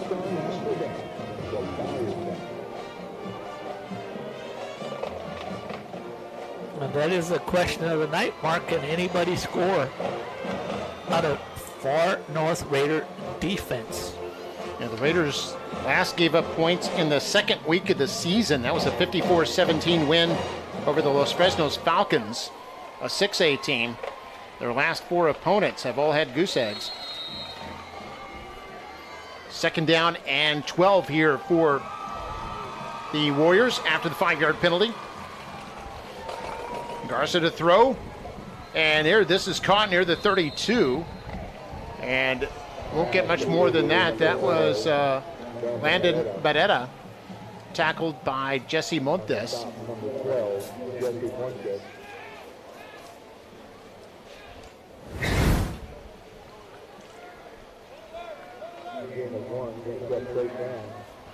So up to the 31-yard line. You know, the North Raider defense is willing to give you those short passes, but they're so fast, so quick that They're such good tacklers. That's all you get. There's not much yardage after contact, and it's something that Coach Esparza, defensive coordinator, preaches a lot. Warriors 3 for 9 on third down. This almost intercepted. It's intended for Beretta once more. And again, defended by Montes, who forces a fourth down. And Montes read that play there, and he almost had a pick six. You can take a look at him closing in. Disappointed he didn't come up with it.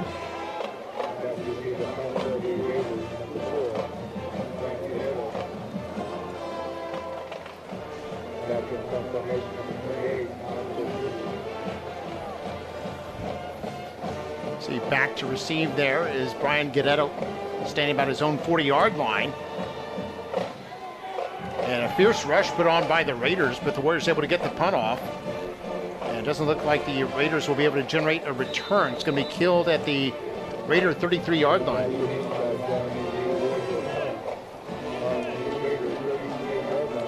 So the Raiders will have 11:02 remaining here in the game. We'll see if we see any new faces out there.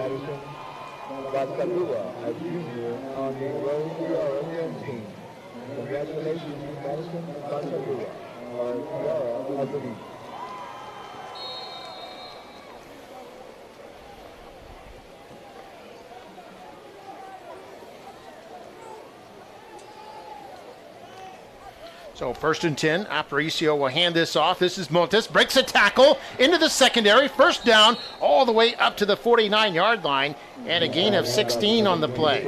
And that'll put the Raiders over 250 yards rushing for tonight. Montes running with the ball, looking for the open hole.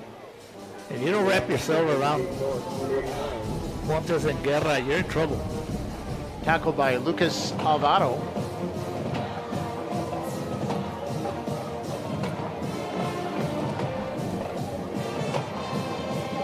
Clock running, under 10 and a half to play in the game.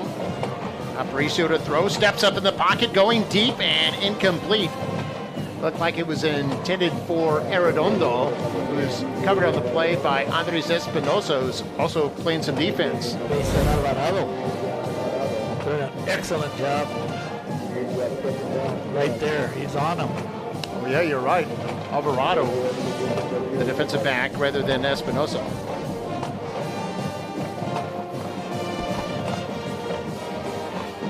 Give you a turnover on that one, Mark. Yep. So 2nd down. The first one of the year. Yep, from the 49.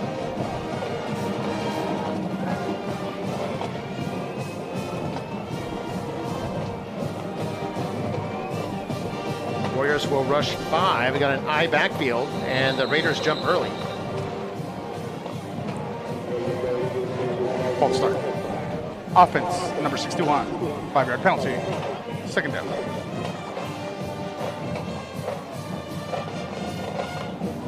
I'll move it back to the 44-yard line. We'll see it again here.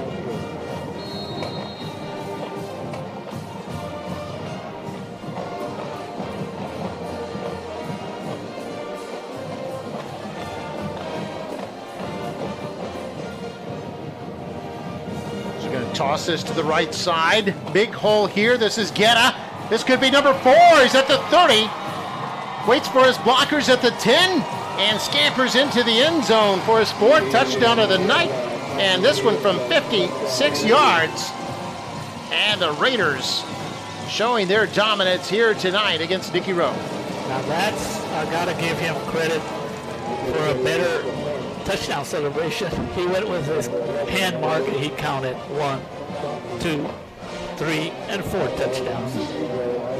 Nicely done. 4 touchdowns. Oh, number 18 bumped into Coach Kaufman, calling a great offensive game here today. That put his team, the Raiders, over 300 yards rushing with that 56-yard run. But I don't think that's his best performance of the night, because he had a lot of those with McAllen Memorial. I think we had 500-yard nights when he was coaching here. And there's SSC with the extra point. Lengthens the lead to 48-0. here with 10:13 to play in the fourth quarter. There see some of the assistant principals there at Rowe High School, keeping the faith. Keep that pride going. There you go.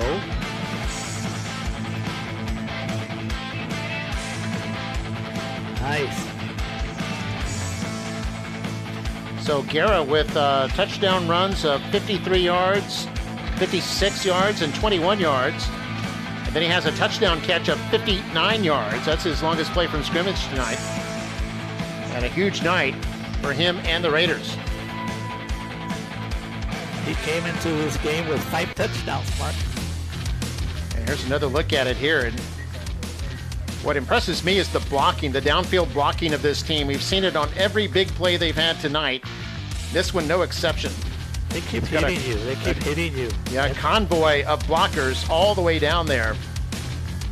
And there's no doubt why the Raiders counted all the way up to 4 there.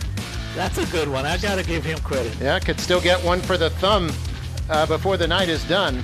He's still counting, Mark. Like, what? I got 4 touchdowns? He came into this game with 5. He's got 9 for the year, almost doubling his total. Here's an onside kick. And this squeezes through, but I think the Warriors are able to fall on it at their 47-yard line, so they'll have good field position. 10-10 to go in the game.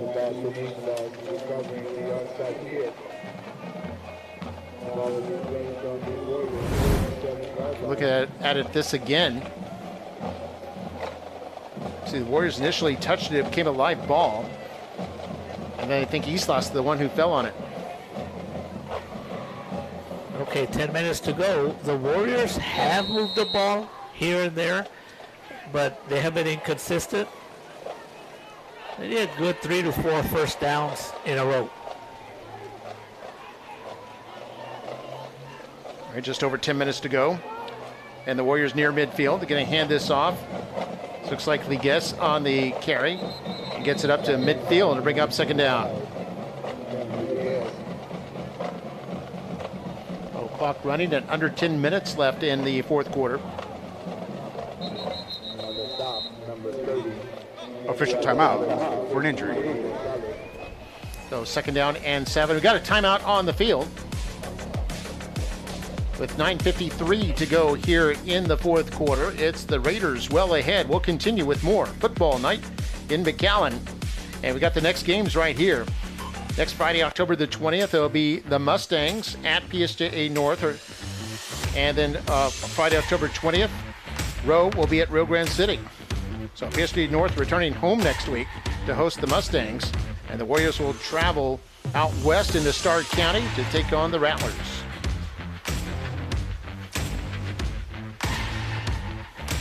So who do the Bulldogs play? Bulldogs next week will be here at home at DQ Fan Field. They'll be taking on the Palmview Lobos. That's our next webcast right there. And there you can see the Chase Bank lit up in purple. Maybe their custodian is a Bulldog graduate, although it looks like it changes colors a little bit as the night wears on. You can see it there. Beautiful bank tower built in 1978, and that's the that spot right there is actually the original location of the original McAllen High School. And did you go to games there, Mark? No, it wasn't quite old enough. You gotta be kidding, Mark. Is that how old I am? I did. You're old enough to remember there. that stadium. Yes, I do. Hey, here's a handoff on second down and 7. Warriors trying for the sweep, weren't able to get it. And I'll tell you this, Mark, the way I got to that game, for those some of you that know that I graduated from PSJA, the constable, rest in peace, Erasmo Bravo, he would be the one that would be in front of the car with his cop car, and he would bring the buses in. So I would be in that car. So it was exciting to get there and get into the stadium. I don't even remember who they played. Well, of course, it had to be the Bulldogs, right? There was only one team. There was only one high school back then. That's when all of the Valley had just one high school for each community. Exciting time as Boteo's going to unleash this one deep, and this is going to be caught down at the 25-yard line. Oh, wow. And how about that? That's Islas with the catch. That's the longest play from scrimmage tonight for the Warriors. The sophomore made a great adjustment, Mark, because the defender kind of like, he lost his balance. That's Boteo, who's in there at quarterback, as he's seen some spot duty there tonight and able to complete the 26-yard pass.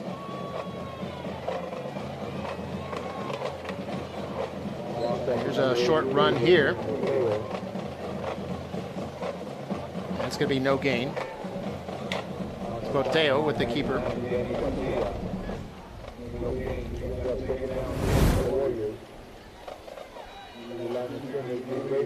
Boteo tackled by a couple of Raiders, including Andrew Rodriguez, the defensive end.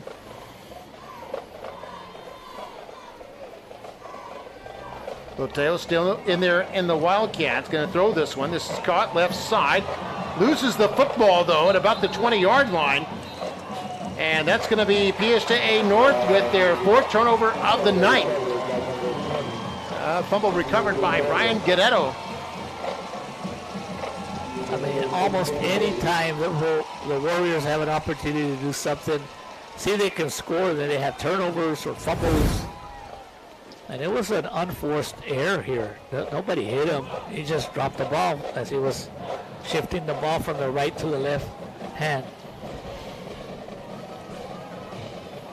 So just under 8 minutes to go in the 4th, and the Raiders have the ball right back. Brian Guerrero with recovery.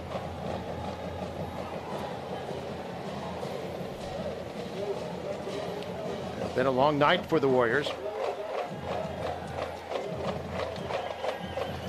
The result of the play is a fumble recovered by North. After the play, sideline warning, PSJA North. There is no yardage penalty assessed. It is just a warning.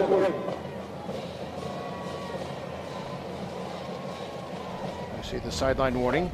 Coach Kaufman sitting in the play through one of his players.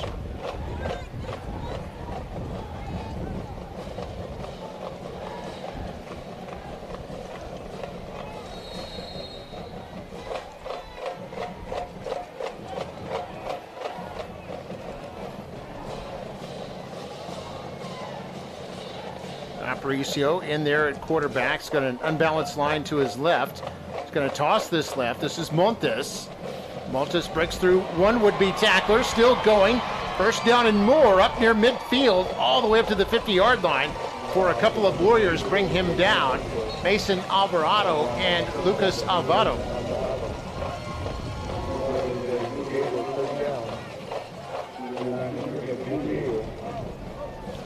That's a Raider first down.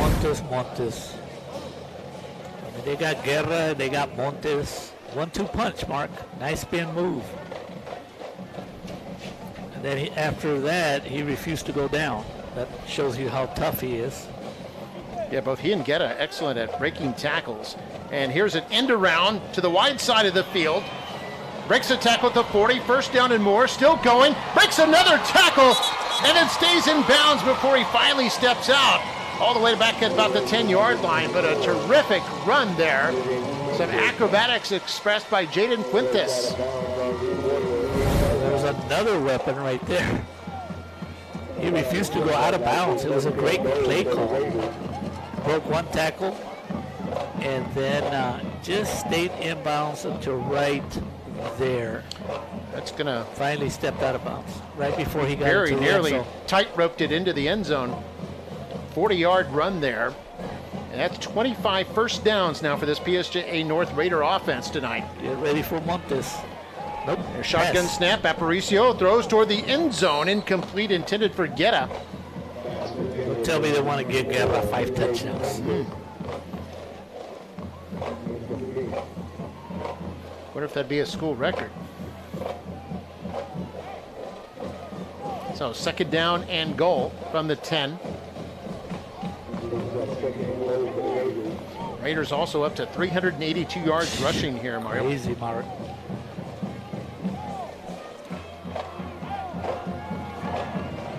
They definitely deserve the #1 ranking, probably in all of South Texas. It's a team that was undefeated into the 4th round of the state playoffs last year. It's a toss left, there's a run at the 5, and a touchdown. 10-yard run there for Fuentes. And the Raiders are over 50 points for the 4th time this season. Incredible blocking all night long with incredible running backs, talented athletes. And that's why you get 50 points that many times. And then you got that defense that gets you the ball back.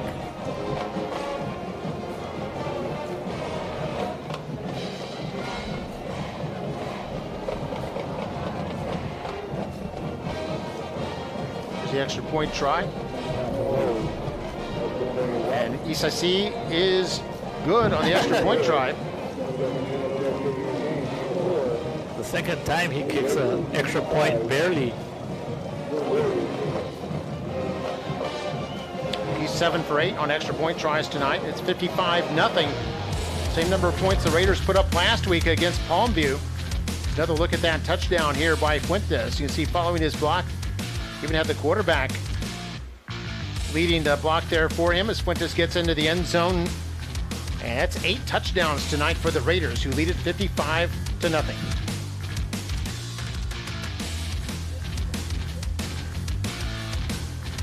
In South Texas, we know family is everything. That's why at South Texas Health System Clinics, we focus on providing exceptional care for generations of patients. Our family practices offer a wide range of services for every member of your family, from infants to seniors. Our experienced physicians take the time to listen and provide personalized care, ensuring the health and well-being of your family for years to come. At South Texas Health System Clinics, we're dedicated to keeping families healthy and happy. We are here for you every day.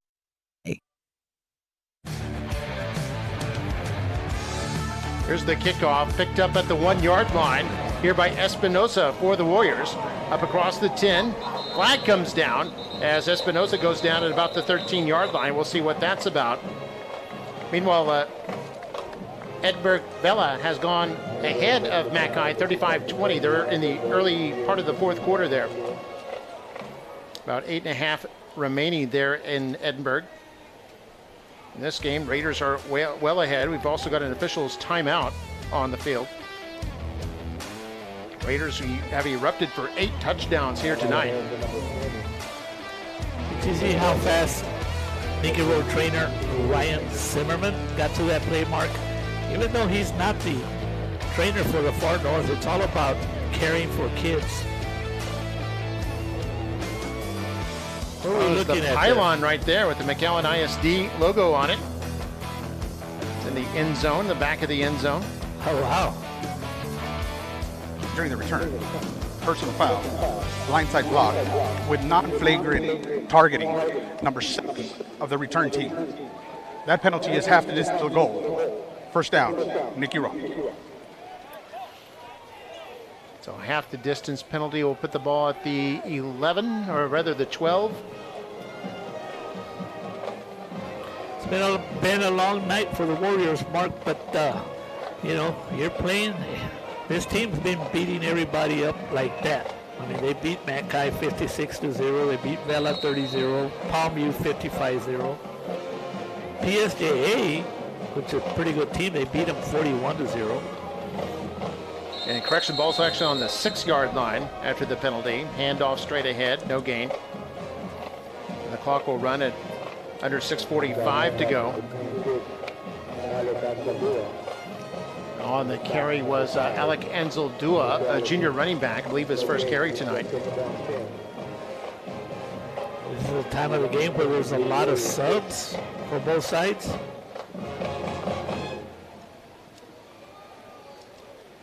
I want to wish the Nikki Rowe Band best of luck in the pigskin competition tomorrow.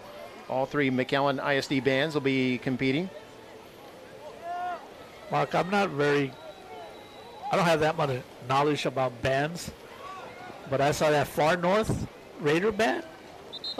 The performance they put, I predict they're going to do very well in pigskin. Yeah, they'll be competing as well. It'll be at PSJA Stadium, in fact, starting about 9 o'clock tomorrow morning. Or excuse me, it starts in the evening. I'm thinking of Bands of America, which starts at in the morning, but pigskin starts in the late afternoon. That was a 2-yard pickup there by the quarterback, Boteo.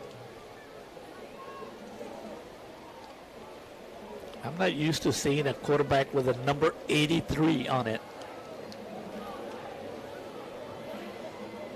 Yeah, it's kind of a throwback to the old days. They got 8 seconds. Sammy to run the Baugh, play. I think, wore 33. About as close as I can think of. And here's a direct snap to Boteo. He's going to take off running, has the first down, and sprints all the way out to the 20, a pickup of 13 yards. Important to get a first down, but it's also important to keep the clock going. You're under 5 minutes to go now. Warriors hoping to put some points on the board before we're done. You've got Boteo out of the Wildcat, wants to run once again, evades two would-be tacklers, now takes off, spin move, and wow, another example of some lemonade coming out of a lemon there. He gets all the way up to the 28-yard line.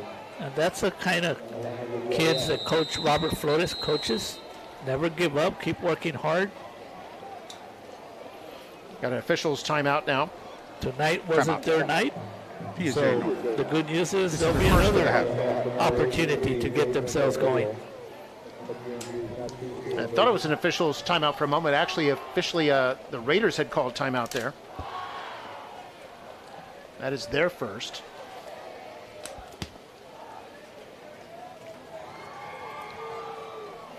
So give me your prediction, Mark, on the Texas series.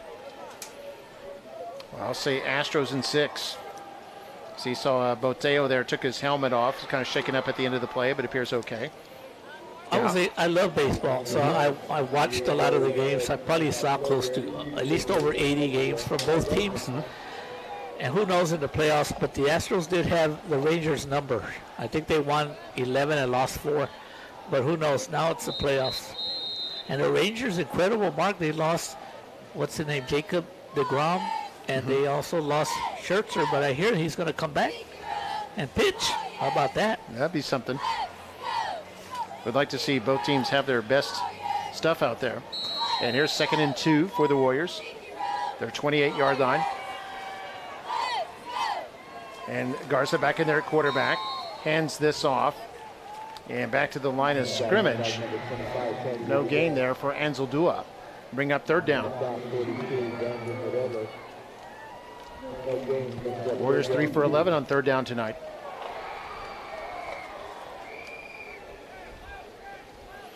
And clock at just over 4 minutes to go. Light clock at 22.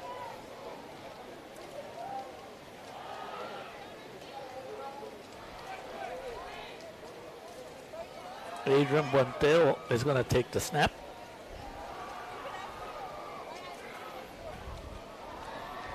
It's going to be bottled up at the short of the line of scrimmage, I think.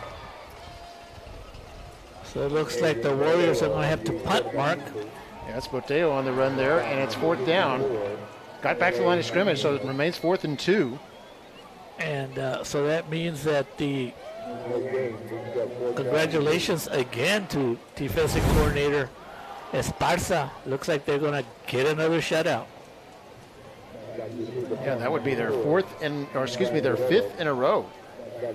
They get this, including all 4 of their district opponents. And 6 out of 7 for the year.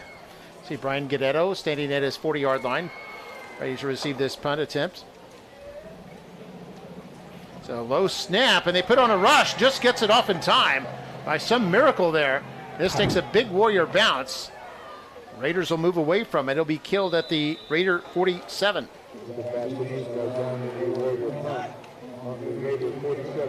So we'll see what the Raiders do here with 2:54 to play in the game. They're up by 8 touchdowns. The only blemish is a missed extra point tonight.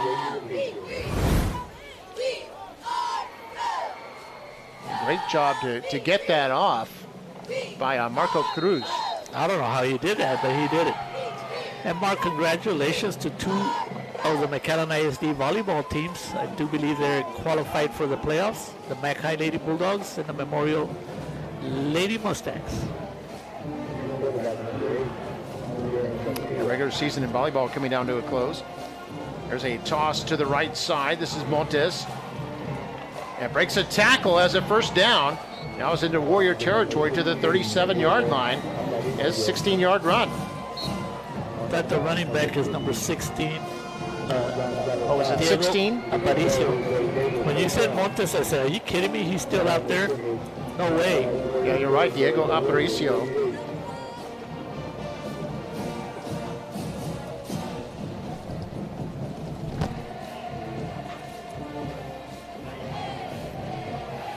Split backfield. Also have a new quarterback in there.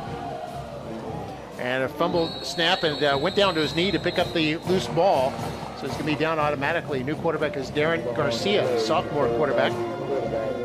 Good call by the official as soon as he noticed that the knee touched the ground. We are there. Yep, it's been all PSJA North tonight. Ethan Guetta with 4 touchdowns out of the 8 total that the Raiders have scored here tonight. They lead by 55. It's the 4th time this season that they've eclipsed 50 points. That'll raise their average. They came in averaging about 45 a game, and that's even going to go up tonight. So 2nd and 11 here. And Garcia's going to toss this left side. Little bit of room up to about the 33-yard line. And that was a short run there by Nathan Ledesma.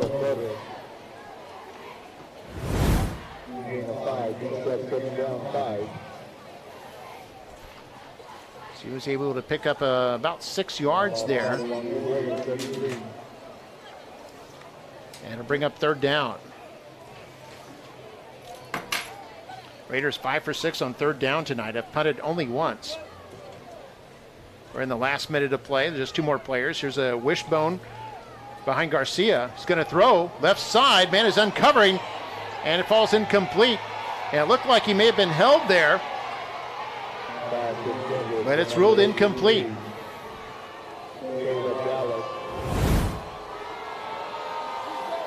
Yeah, Raider fans don't like that, so we take another look at it here.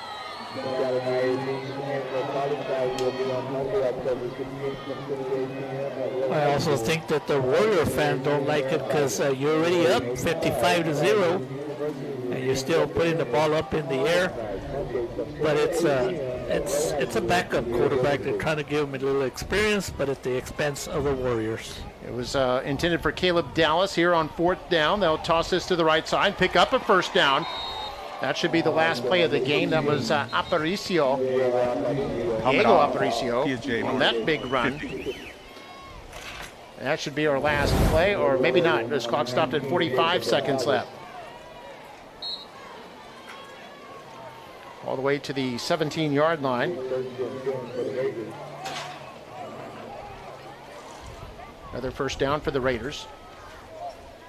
And the clock running now at 31 seconds left. Play clock at 20, so this will be the last play.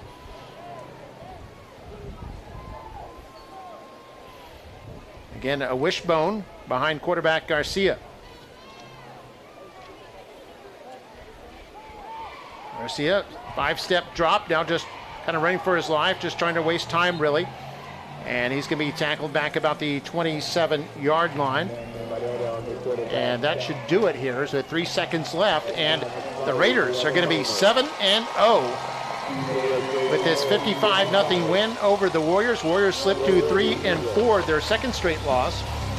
And the Raiders overall 7-0 in district play. They are 4-0. They remain in 1st place there. And Warriors at 2-2 in district, still very much in the thick of things in the district race.